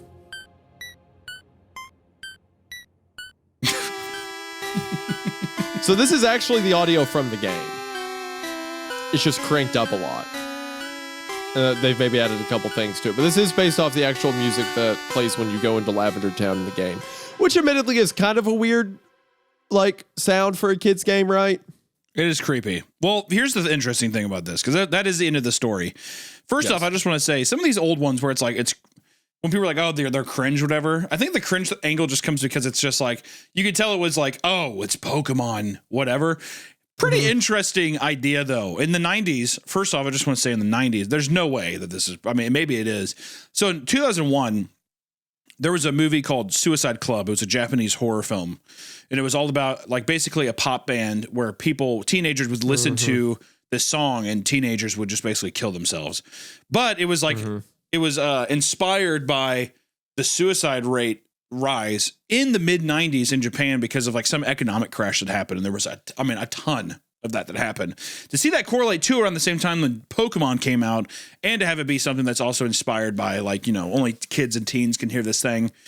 It's just, I don't know. It's cool. I don't know if it's intentional, but I just want to say, if you haven't seen Suicide Club, it's not like it's it's not like it's like super amazing movie, but it's pretty interesting just to see this kind of like phenomenon of like culture move through and it's affecting people that like listen to this song or whatever. So I just found that comparison kind of interesting. Yes. Yeah. It is interesting where the concept came from. I mean, it's like, oh, there's this creepy town in the game. Did you know that in the beta version, kids took their own life because of it? It's like, it's a fun, Well, it's like all of these so far. I just want to say all these so far, not that bad. Like, well, it's because they're inoffensive, right? Well, they're not well written or that in depth, but it's just like a urban basic legends. It's fun. It's like that's what most of them are. They're like urban legends, like campfire stories. That's the best thing is that all of them have this campfire urban legend kind of vibe where you could tell it to your friends and you're like, what, really? That I feel is lost now. Like I don't feel like that. I just don't feel like those things are that fun anymore. And it was fun too whenever the internet, which, the internet had been around for a little bit since then, but it was such this new frontier where you're like, what? Maybe it is or whatever. So I don't know if there's probably a new piece of something new that'll come out to where that will hopefully we'll get to have some more of that love again in that world. Yes. Now the next one that's in here is one I specifically remember sitting around at a sleepover telling my friends this to scare them. Okay. Like this one was a campfire story to me, and it's called Licking. Licking. All right, so my great-grandmother lived alone up in the mountains at her cabin. Her husband was dead, so she was there all alone. She only had one companion, and that was her loving dog. They both adored each other, and the dog was a great comfort to her. Every night when she went to bed, the dog would lick her hand to let her know that he was there to protect her. God, one night. I'm getting flashbacks from my fucking aunt with her licking her feet. Yeah. The dog licking her feet. Jesus Thank you Christ. for bringing that up again. Thank you. I'm just saying, this is becoming very personal for me. Sorry, go ahead. I gotcha. Okay. One night, she had gone to bed and the dog had licked her hand, like he had done routinely every night since her husband died. But this night was different. She had woken up in the middle of the night because she heard her dog whimpering. She wanted to comfort him and let her know she was there for him. So she stuck her hand out of the bed, and she felt the dog gently lick her hand like always. She figured he was just cold, so she went back to sleep. I love this setup of like creepy thing is, but my dog, it wasn't me, the dog licking my hand. Spoilers! Let it happen. Sorry. The dog's whimpering had woken her up a second time in the night, so she stuck her hand out. The dog licked it, and she went back to sleep. This happened a third time, and she stuck her hand out, and the dog stopped whimpering and came and licked her hand. She stayed awake a few moments afterward. She went back to sleep again. In the morning, she woke up and stuck her hand out by the bed, but nothing licked her hand. She thought the dog had already awakened and was just in the front room. She rolled over and got out of bed and heard a drip. Drip, drip, drip. She thought the sound was coming from the kitchen, so she walked over and turned the handles on the sink faucet, but it wasn't the source of the noise. After frustratingly checking the sink and its pipes, she gave up and continued into her bathroom to take a shower. As she got closer to the bathroom door, it was evident that the sound was coming from within. She opened the door, looked above the bathtub, and gasped in utter horror. There, hanging from the light by his collar, was her loving companion, his blood dripping into the bathtub. She screamed and began to cry, wiping her eyes and sobbing. She turned and looked into the mirror. In the mirror, she saw the dog's reflection written on the mirror in her dog's blood, with drips and streaks hanging down from each letter were the words, "Humans can lick too." You know what? This feels like a fun story, like something that fun and punchy. Where like, ooh, kind of reminds me of that YouTube short that got turned into a movie. It was Lights Out. whatever. Yeah. There's that little moment I where think it's the like, name of the YouTube video was "Don't Turn Off the Lights" or something like that. yeah, don't turn off the lights, whatever, whatever that is. But it's just one of those little. I miss those old horror vignettes that would happen. Let me tell you, this killed at like a 7th grade sleepover.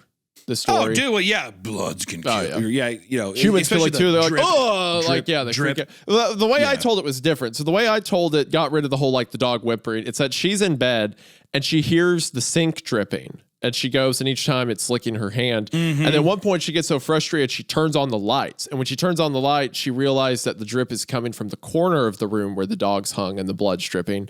And then on the wall is humans can look too. And I like that ending better because it implies that like, oh, she's figured it out and the thing's still under the bed to her right. Like it's right there. Like it could kill her any second.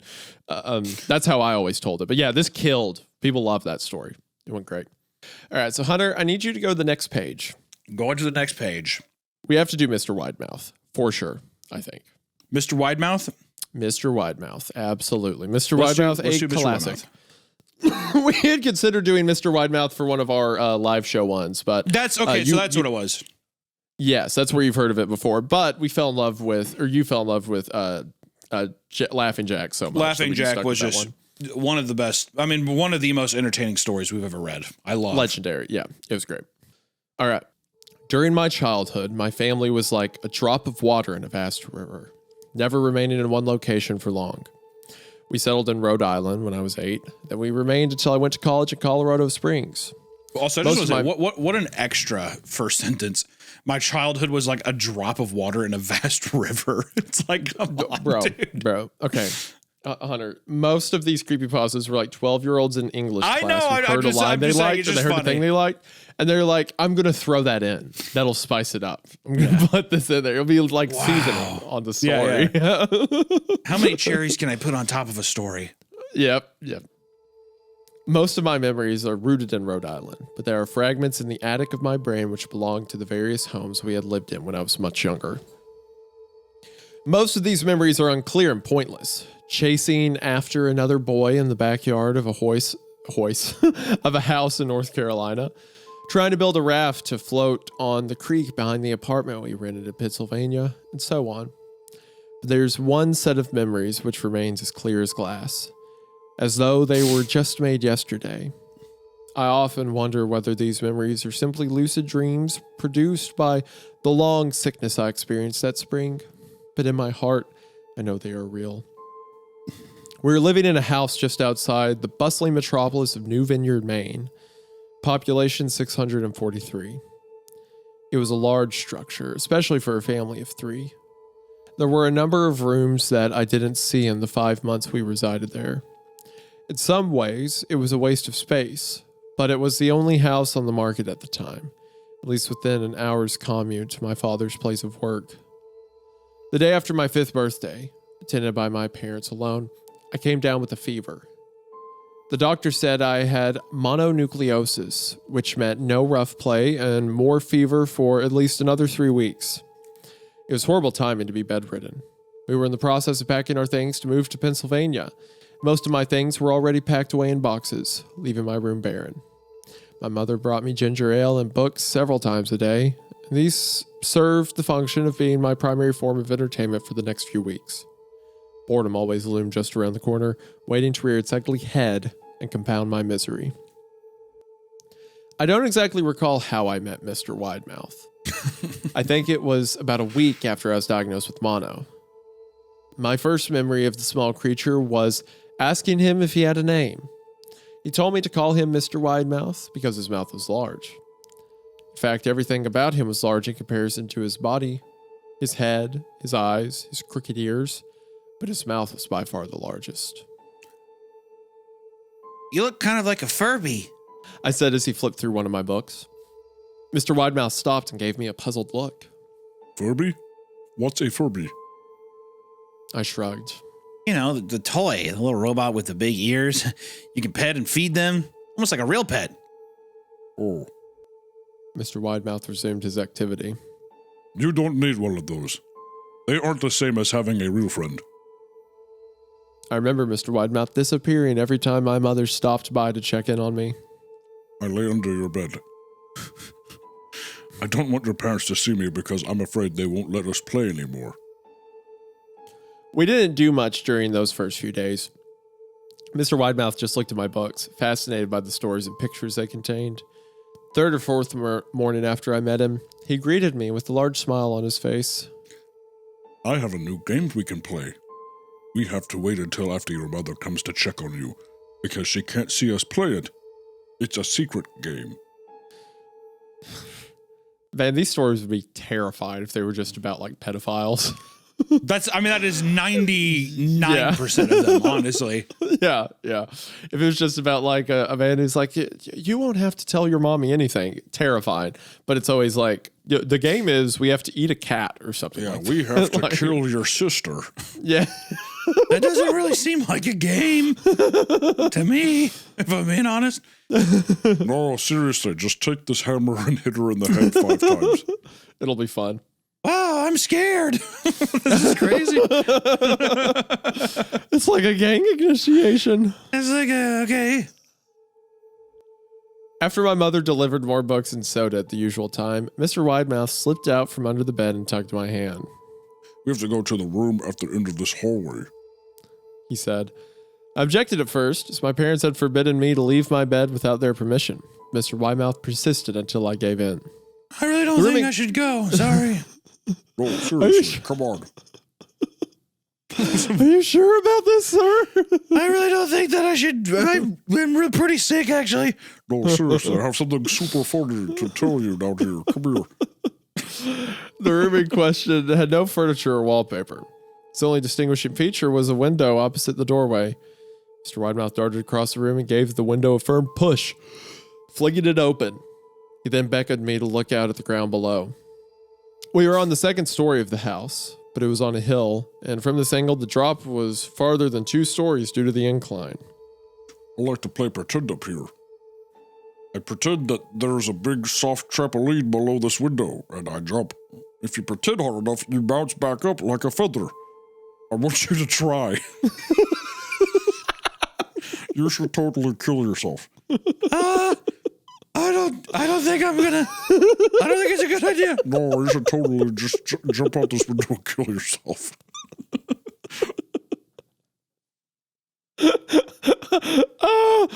Mom! Yeah, Mom. No, don't just do it as a fun game, I swear. You'll bounce up. It'll be really cool. Like a feather. I was a 5-year-old with a fever, so only a hint of skepticism darted through my thoughts as I looked down and considered the possibility. It's a long drop. Well, that's all part of the fun. It wouldn't be fun if it was just only a short drop. If it were that way, you may as well just bounce on a real trampoline. We wouldn't want that. That sounds great. Where's one of those? No, that's totally gay. You're not Mr. Widemouth. You can't say that stuff. Seriously, you're gonna get yourself in trouble. That's pretty homophobic. Yes, that's actually pretty insensitive. I wish you wouldn't say it. No, I'm just saying that it's totally gay. Mr. Widemouth, you can't be problematic. Mr. Widemouth, I just could you just stop saying that, please? Just stop being gay and just jump out this window. I'm 5. I'm 5 years old. I have a fever. And that seems kind of harsh to tell me. Do you feel like you're bullying me? I think I'm being pressured into this. The DARE program, Tom, I'm not going to do it. I toyed with the idea of picturing myself falling through thin air only to bounce back to the window on something unseen by human eyes. But the realist in me prevailed. Maybe some other time. I don't know if I have enough imagination. I could get hurt. Mr. Widemouth's face contorted into a snarl, but only for a moment. Anger gave way to disappointment. If you say so. He spent the rest of the day under my bed, quiet as a mouse. The following morning, Mr. Widemouth arrived holding a small box. I want to teach you how to juggle. Here are some things you could use to practice before I start giving you lessons. I looked in the box. It was full of knives. parents will kill me. I don't think I can.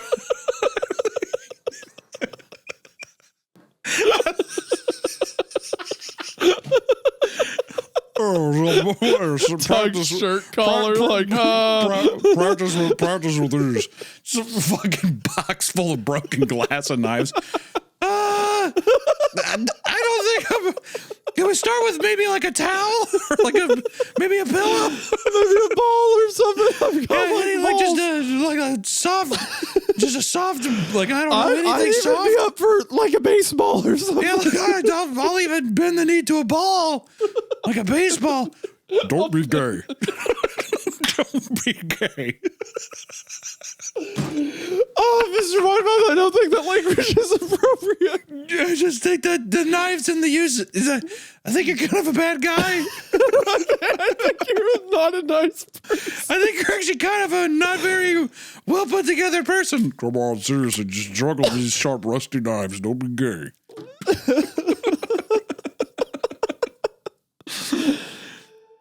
I shouted, horrified that Mr. Widemouth had brought knives into my room. Objects that my parents would never allow me to touch. I'll be spanked and grounded for a year. Mr. Widemouth frowned. It's fun to juggle with these. I want you to try it. I pushed the box away. I can't. I'll get in trouble. I mean, knives aren't safe to just throw in the air. Mr. Widemouth's frown deepened into a scowl. He took the box of knives and slid under my bed, remaining there the rest of the day. I began to wonder how often he was under me. You know what, Fard? You are unappreciative. I mean, I'm so sorry. I can't do it. This is kind of weird. Fuck you.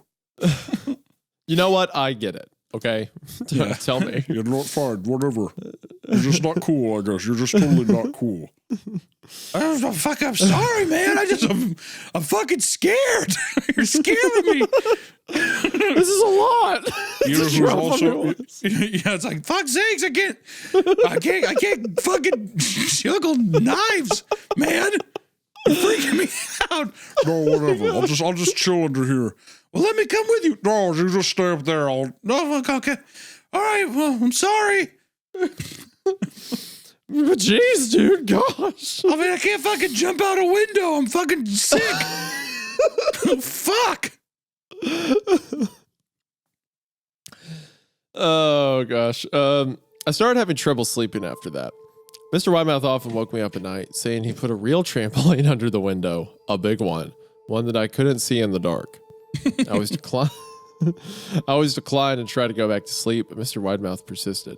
Sometimes he stayed by my side until early in the morning, encouraging me to jump. He wasn't so fun to play with anymore. My mother came to me one morning, told me I had her permission to walk around outside. She thought the fresh air would be good for me, especially after being confined to my room for so long. Ecstatic, I put on my sneakers and trotted out to the back porch, yearning for the feeling of sun on my face. Mr. Widemouth was waiting for me. I have something I want you to see. He said. I must have given him a weird look because he then said, You're safe, I promise. God. I followed him to the beginning of a deer trail which ran through the woods beyond the house. This is an important path. I've had a lot of friends about your age. When they were ready, I took them down to this path to a special place. You aren't ready yet, but one day, I hope to take you there. I returned to the playhouse, wondering what kind of place lay beyond that trail. 2 weeks after I met Mr. Widemouth, the last load of our things had been packed into a moving truck. I would be in the cab of that truck, sitting next to my father for the long drive to Pennsylvania. I considered telling Mr. Widemouth that I would be leaving, but even at 5 years old, I was beginning to suspect that perhaps the creature's intentions were not to my benefit, despite what he said otherwise. For this reason, I decided to keep my departure a secret. My father and I were in the truck at 4 a.m. He was hoping to make it to Pennsylvania by lunchtime tomorrow with the help of an endless supply of coffee and 6-pack of energy drinks. He seemed more like a man Oh, wait, I thought he was going to say beer. I was like, holy shit. But my dad was drinking coffee and Busch Light all morning, so he was totally good to go. Just getting hammered on the road. Yeah, I've never heard anyone say Son- a six-pack of energy drinks. A six-pack of Natty Light and some coffee, and Dad was wide awake. Son, you're too young to get this, but sometimes your dad needs something to steady him for the road. Yeah, exactly. So You know, that's- Dad gets shaky in the morning. He Yeah, needs there's his something magic to- water. Get in I the need cooler and to get Dad level some of his out magic before water. I get behind the wheel. That's all, okay? I I get shaky. That's why that cooler's in between your legs. Reach in there and get Dad some of his magic water. Help me Come out. on. Help me out. Be a team player. You don't want dad to be sad, do you? Yeah, Dad's angry. That's why Mommy's such a bitch. Don't you get it? Dad, I really don't think you should talk about Mom that way. He's like getting it from all these different angles. I really feel like you should. He's like, stop being gay. Just give me the beer. God damn. Okay, first of all- God, what the fuck is wrong with me? What have I done to upset so many people? When Mr. Widemouth said it, I mean, you know, he lives in this house. Maybe He's like, he what the doesn't understand the Yeah. connotation, but you definitely know better. Yeah, you're 48 years old. I'm almost not to make allegations, Yeah. but I'm almost positive Uncle Rodney would fall into that category. Yeah. And I think you would know better than to use harsh verbiage that would hurt him. I'm making a lot of mature decisions for my age, and I don't I'm like it. 5. I'm 5 years old. I feel like I feel like I just want to be a kid. Can I just read my comic book or something? Can I not? Why am I in this? I'm in two different predicaments. I'm really vicarious on either side. Anyway. He seemed more like a man who was about to run a marathon rather than one who was about to spend 2 days sitting still. Early enough for you?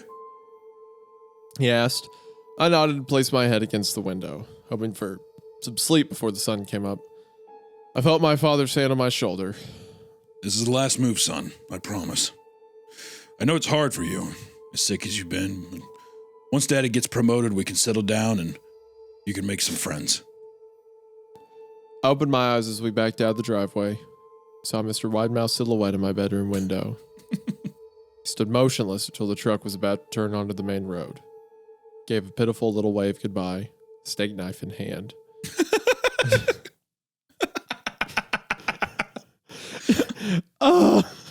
You see that too, right, Dad? Dad, do you see the tiny man in the window with the knife? Dude, seriously, you're killing my fucking buzz. Turn up the ZZ Top and just shut the hell up. If I have to hear one more word out of you. For fuck's sakes, I'm sorry.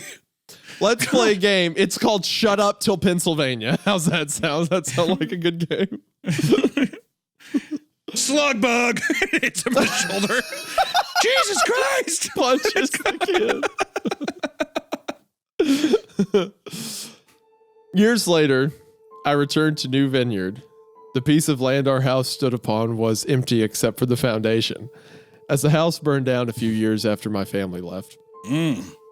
Out of curiosity, I followed the deer trail that Mr. Widemouth had shown me. Part of me expected him to jump out from behind a tree and scare the living bejesus out of me. But I felt that Mr. Widemouth was gone, somehow tied to the house and no longer existed. The trail ended at the New Vineyard Memorial Cemetery. I noticed that many of the tombstones belonged to children. Dun, dun, dun. First off, I just want to say, perfect creepypasta material. I love that. All right.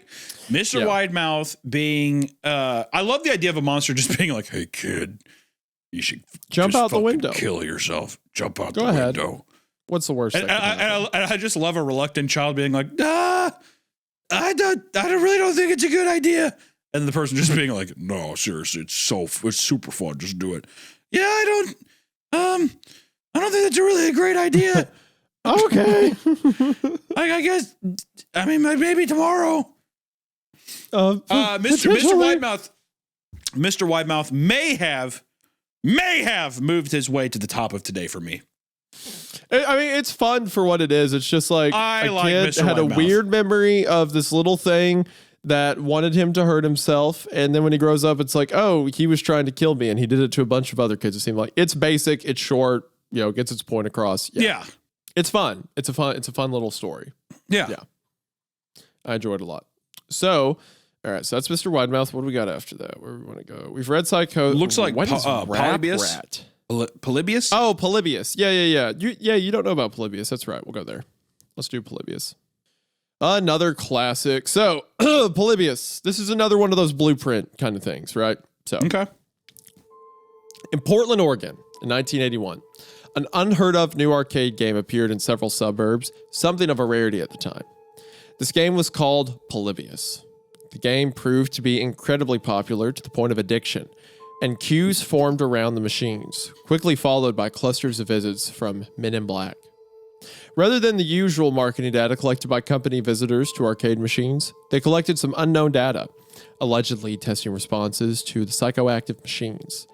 The players themselves suffered from a series of unpleasant side effects: amnesia, insomnia, nightmares, night terrors, and suicide appearing as having been caused by the game in various versions of the legend. Some players stopped playing video games, while it is reported that one became an anti-gaming activist. So that's like the basic rundown of it, but then there's an alternate story that gets attached to it that says Polybius is an urban legend about a rare arcade game released in 1981. The game was created by a mysterious company called Sinneschlossen, which means Sinneschlossen. Ja. And was a puzzle shoot 'em up, somewhat like Tempest. It was only released in a few suburbs of Portland, Oregon. It was supposedly very popular, with people forming long lines to play it. However, players reported strange things about the game, such as hearing a woman crying and seeing grotesque faces out of the corner of their eyes. Players would also have nightmares, experience nausea, headaches, blackouts, or even develop amnesia. Some even committed suicide. Others stopped playing video games altogether, and one became an anti-video game activist, as mentioned earlier. According to one owner of an arcade, men wearing black suits would often come to collect records from the game. They did not take any money, simply data on gameplay. Because of this, the leading theory is that it was some sort of government experiment using subliminal messages. The game remains in obscurity as around 1 month after its release, all of the cabinets suddenly disappeared. One cabinet reappeared in arcade in 98, but quickly disappeared again. While some have tried to recreate the game, no one has ever found the original ROM. It's kind of interesting to do the German thing since deletions, because it's like it seems like they're like basically stealing people's memories, loading them onto these cabinets, and then people come up and pick them up away. I like, this is like another little urban legend meme too, but it's also something I just like weird fake. Well, I guess you could just call it misinformation, but I was gonna say it's like I like when people are like, oh yeah, there used to be these and then because attached here we'll attach the screenshots, but there's like actual like black and white photos of cabinets and stuff and whatever else. It's just kind of fun. What's also cool about it is the original Polybius story would get used in media a lot. So video game articles like Game Informer back in the day would put top 10 classic arcade cabinets, and Polybius would be number 8. And they'd be known for its great shooting, or it would be an inside joke to act like it was a real game. Or in an episode of The Simpsons, there's a scene where they're in an arcade room and you can see someone playing Polybius in the back. Stuff like that.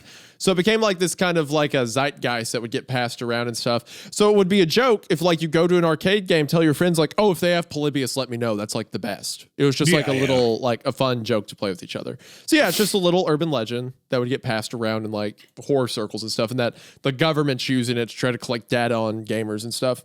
It actually, the stories of Polybius started to come after a real life. I'm pretty sure it was a game called Berserk. It was an old arcade cabinet. That there were 2 different deaths that occurred that media at the time, back in the 80s, attributed to Berserk. One of them was a kid had a heart attack at a arcade. What am I trying? Arcade. Yeah, had a heart attack at an arcade and died. And this actually happened. I did this for a video, did the lookup for it. And a kid did die of a heart attack. Turns out he had a heart condition, got a little too excited and passed away, but he apparently died near a Berserk machine. And then there was another instance of kids trying to get a high score on Berserk. And then later on, 2 of the kids got into a fight, and one of them stabbed and killed the other kid. So the belief was Berserk does something to your mind. It makes you go crazy. It makes you have heart attacks. There are all these legends that came from the real world game Berserk. So Polybius was kind of an adaptation of that story, basically. I see. That's fucking cool then too. Well, that's a fun way to just reintroduce that shit into the zeitgeist. of like the online horror zeitgeist. Yeah, we have to read Suicide Mouse. No, let's skip Suicide Mouse. I think we have to read. I don't think you're getting out of this one. I think we need to do Who Was Phone, at least. Okay, but and there's also Who Can't Trust Anyone. White with Red's a classic too. But I think we still like Suicide Mouse is 6 minutes. I think we have to read it. God damn it! All right, yep, Suicide Mouse it is. Let's go. All right, Suicide Mouse. So, do any of you remember those Mickey Mouse cartoons from the 1930s?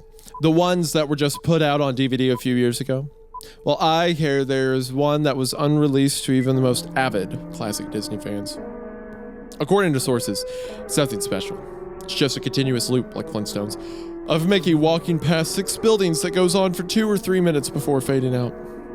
Unlike the cutesy tunes put in, though, the song in this cartoon was not a song at all. Just constant banging on a piano for 1.5 minutes before going to white noise for the remainder of the film. It wasn't the jolly old Mickey we've come to love either. Mickey wasn't dancing, not even smiling, just kind of walking as if you or I were walking, with a normal facial expression, but for some reason, his head tilted side to side as he kept this dismal look. Up until a year or two ago, everyone believed that after it cut to black, that was it. When Leonard Maltin was reviewing the cartoon to be put in the complete series, I love how they always name drop like someone who's like Steven Hillenburg. They got to. They have to. Because it's for avid fans. You know what I mean? Yes, of course. He decided it was too junk to be on the DVD, but wanted to have a digital copy due to the fact that it was a creation of Walt. When he had a digitized version up on his computer to look at the file, he noticed something. The cartoon was actually 9 minutes and 4 seconds long. This is what my source emailed to me in full. He was a personal assistant of one of the higher executives at Disney and acquaintance of Mr. Maltin himself. After it cut to black, it stayed like that until the 6th minute before going back into Mickey walking. The sound was different this time. It was a murmur. It wasn't a language, but more like a gurgled cry. As the noise got more indistinguishable and loud over the next minute, the picture began to get weird. The sidewalk started to go in directions that seemed impossible based on the physics of Mickey's walking, and the dismal face of the mouse was slowly curling into a smirk. On the 7th minute, the murmur turned into a blood-curdling scream, the kind of scream painful to hear, and the picture was getting more obscure. Colors were happening that shouldn't have been possible at the time. Mickey's face began to fall apart. His eyes rolled on the bottom of his chin like 2 marbles in a fishbowl, and his curled smile was pointing upwards on the left side of his face. The buildings became rubble floating in midair, and the sidewalk was still impossibly navigating in warped directions, a few seeming inconceivable with what we as humans know about direction. That's a good line. Mr. Maltin got disturbed and left the room, sending an employee to finish. They always do this. They the main guy gets disturbed and sends like a lackey to watch it. Sending an employee to finish the video and take notes of everything happening up until the last second, and afterwards immediately stored the disc of the cartoon into the vault. This distorted screaming lasted up until 8 minutes and a few seconds in, and then it abruptly cuts to Mickey's Mouse face at the credits of the end of every video with what sounds like a broken music box playing in the background. This happened for about 30 seconds, and whatever was in that remaining 30 seconds, I haven't been able to get a sliver of information about. From a security guard working under me who was making rounds outside of that room, I was told that after the last frame, the employee stumbled out of the room with pale skin, saying, "Real suffering is not known."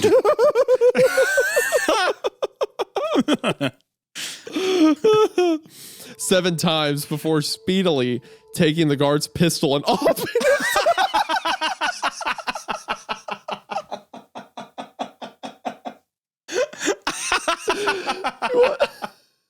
You watched the 1930s Mickey Mouse cartoon? Real suffering is not known. It's not known. I like to think that he put his hand over his mouth, threw up, the fucking vomit went everywhere, and he's like, and grabbed the guy's gun. Photorealistic vomit all over him. Yeah. The thing I could get out of Leonard Maltin was that the last frame was a piece of Russian text that roughly said, "The sights of hell bring its viewers back in." As far as I know, no one else has seen it, but there have been dozens of attempts at getting the file on rapid share by employees inside the studios, all of whom have been promptly terminated of their jobs. Whether it got online or not is up for debate, but if rumors serve me right, it's online somewhere under suicidemouse.avi. If you ever find a copy of the film, I want you to never view it and to contact me by phone immediately, regardless of the time. When a Disney death is covered up as well as this, it means this has to be something huge. Get back to me. TR. I've yet to find a copy of this, but it is out there. I know it. The end. At least we got the guy pulling out the gun. You That's know, great. I seriously That's feel like awesome. the Candle Cove thing was so influential. It just all feels Yes, like it's kind yes. of the all ties back into that, doesn't All it? of these come off of Candle Cove for sure, 100%. And then people started to do it with like real media, so that's where you get like Dead Bart, Squidward Suicide, Suicide Mouse, stuff like that. Yeah. There was really like I remember there being one for like every show. Like there was a Fairly Odd Parents one, there was like a Total Drama Island one. Like I remember ones for like everything I watched. All right, so the Rake Creepypasta. Now, several of you have heard of the Rake. The Rake has a lot of different adaptations. The version I'm most familiar with is when people say it's like a proxy of Slender Man. So like Slender Man can turn, or Slender Man turns someone into the Rake in order to do his bidding. It's a skinwalker, right? It's closer to classic like Native American depictions of the Wendigo, like a humanoid like kind of skeletal thing running around on the ground. And it's like I think in some adaptations it can shapeshift or at least mimic voices. I think that's right. But yeah, this is one of the earliest renditions of the actual creepypasta. But the Rake gets used in so many different stories, like the overview for it here on creepypasta.com says, mostly associated with the image of a bald, pale-skinned creature hunched at an angle with bright orb-like eyes staring into the camera. So it gets used all over the place, but this is one of the most famous stories. So this is from a suicide note in 1964. As I prepare to take my life, I feel it necessary to assuage any guilt or pain I have introduced through this act. It's not the fault of anyone other than him. For once I awoke and felt his presence, and once I awoke and saw his form. Once again I awoke and heard his voice and looked into his eyes. I cannot sleep without fear of what I might next wake experience. I cannot ever wake. Goodbye. Found in the same wooden box were 2 empty envelopes addressed to William and Rose, and 1 loose personal letter with no envelope. Dearest Lenny, I have prayed for you. He spoke your name. So then, another journal entry, translated from Spanish in 1880, reads, I've experienced the greatest terror. I've experienced the greatest terror. I have experienced the greatest terror. I see his eyes when I close mine. They are hollow, black. He saw me and pierced me. His wet hand. I will not sleep. His voice, followed by unintelligible text. Another, a mariner's log from 1691 says, He came to me in my sleep. From the foot of my bed, I felt a sensation. He took everything. We must return to England. We shall not return here again at the request of the Rake. I was to say, then we get the very infamous photo. Yes, the I feel classic, like, the classic Rake. It's probably just as infamous as the like a couple, like the Russian sleep experiment, the Jeff the Killer. Yep. You know, like I feel like it's up there. It's got to be. Mm-hmm. 3 years ago, I had just returned from a trip from Niagara Falls with my family for the 4th of July. We were all very exhausted after a long day of driving, so my husband and I put the kids right to bed and called it a night. At about 4 a.m., I woke up thinking my husband had gotten up to use the restroom. I used the moment to steal back the sheets, only to wake him in the process. I apologized and told him I thought he got out of bed. When he returned to face me, he gasped, pulled his feet up from the end of the bed so quickly as he almost knocked me out of the bed, then grabbed me and said nothing. After adjusting to the dark for a half second, I was able to see what caused the strange reaction. At the foot of the bed, sitting and facing away from us, there was what appeared to be a naked man, or a large hairless dog of some sort. Its body position was disturbing and unnatural, as if it had been hit by a car or something. For some reason, I was not instantly frightened by it, but more concerned as to its condition. At this point, I was somewhat under the assumption that we were supposed to help him. My husband was peering over his arm and knee, tucked into the fetal position, occasionally glancing at me before returning to the creature. In a flurry of motion, the creature scrambled around the side of the bed and then crawled quickly in a flailing sort of motion right along the bed until it was less than a foot from my husband's face. The creature was completely silent for about 30 seconds, or probably closer to 5. It just seemed like a while, just looking at my husband. The creature then placed its hands on his knee and ran into the hallway leading to the kids' rooms. I screamed and ran for the light switch, planning to stop him before he hurt my children. When I got to the hallway, the light from the bedroom was enough to see it crouching and hunched over about 20 feet away. He turned around and looked directly at me, covered in blood. I flipped the switch on the wall and saw my daughter Clara. The creature ran down the stairs while my husband and I rushed to help our daughter. She was very badly injured and spoke only once more in her short life. She said, He is the Rake. My husband drove his car into a lake that night while God, okay, man. I just love how nonchalant the things are. the verbiage So, is, anyways, yeah. my husband just drove his shit into a lake. It's whatever. My husband drove his car to a lake that night while rushing our daughter to the hospital. He did not survive. Being a small town, news got around pretty quickly.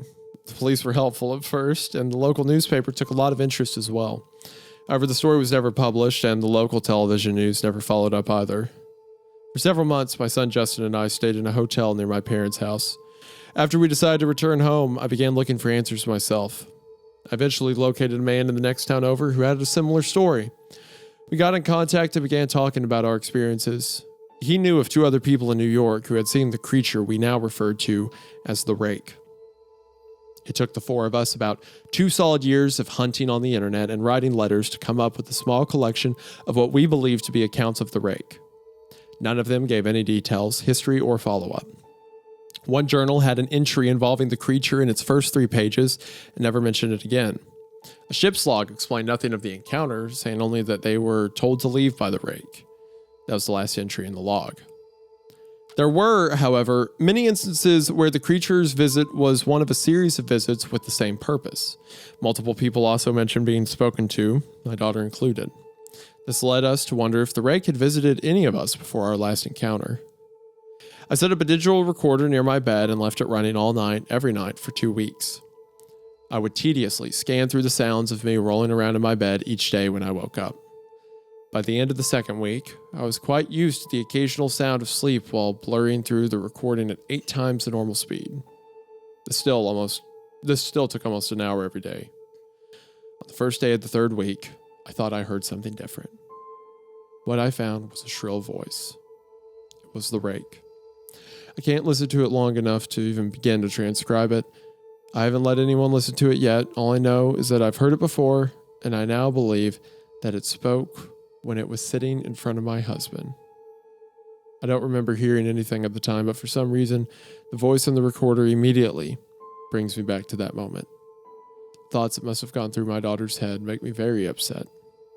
I've not seen the Rake since he ruined my life, but I know he has been in my room while I slept. I know in fear that one night I'll wake up to see him staring at me. And that is the end of the original Creepypasta by Brian Somerville. Awesome. Was that sarcastic? I think there might have been just a little bit of sarcasm there. Little. So after this, the Rake got used everywhere. People would drop it. They'd write stories about like, I'm in the woods, I'm in a cabin, the Rake's outside trying to kill me, stuff like that. It was very common. Yeah. Very common. Also, does this make you realize, when you read 40 of these in a row, what Baraska does or what Pen Pal does? Yeah. Yeah, like that's why they had so much acclaim at once. And they're just good stories. I mean, like, it's just something too where it's like to have to sit down, like the discipline it takes to sit down and write a full-length story is so hard. Yeah. And it's like it's something too that has to be so meticulously crafted and put together to where sometimes it sucks whenever you read something where you're like, yeah, this is a nice long story. You can tell someone put their heart into it, and then it just doesn't land. It sucks because you're looking at it as like a piece of just free media that you're just like, this sucks, whatever. But seeing something that these like little blurbs where some guy probably just like was shitting his pants and just like writing something for 20 minutes. He's like, boop, it gets uploaded. It makes you appreciate the stuff where someone's like, I had this idea, I marked it down, I did whatever.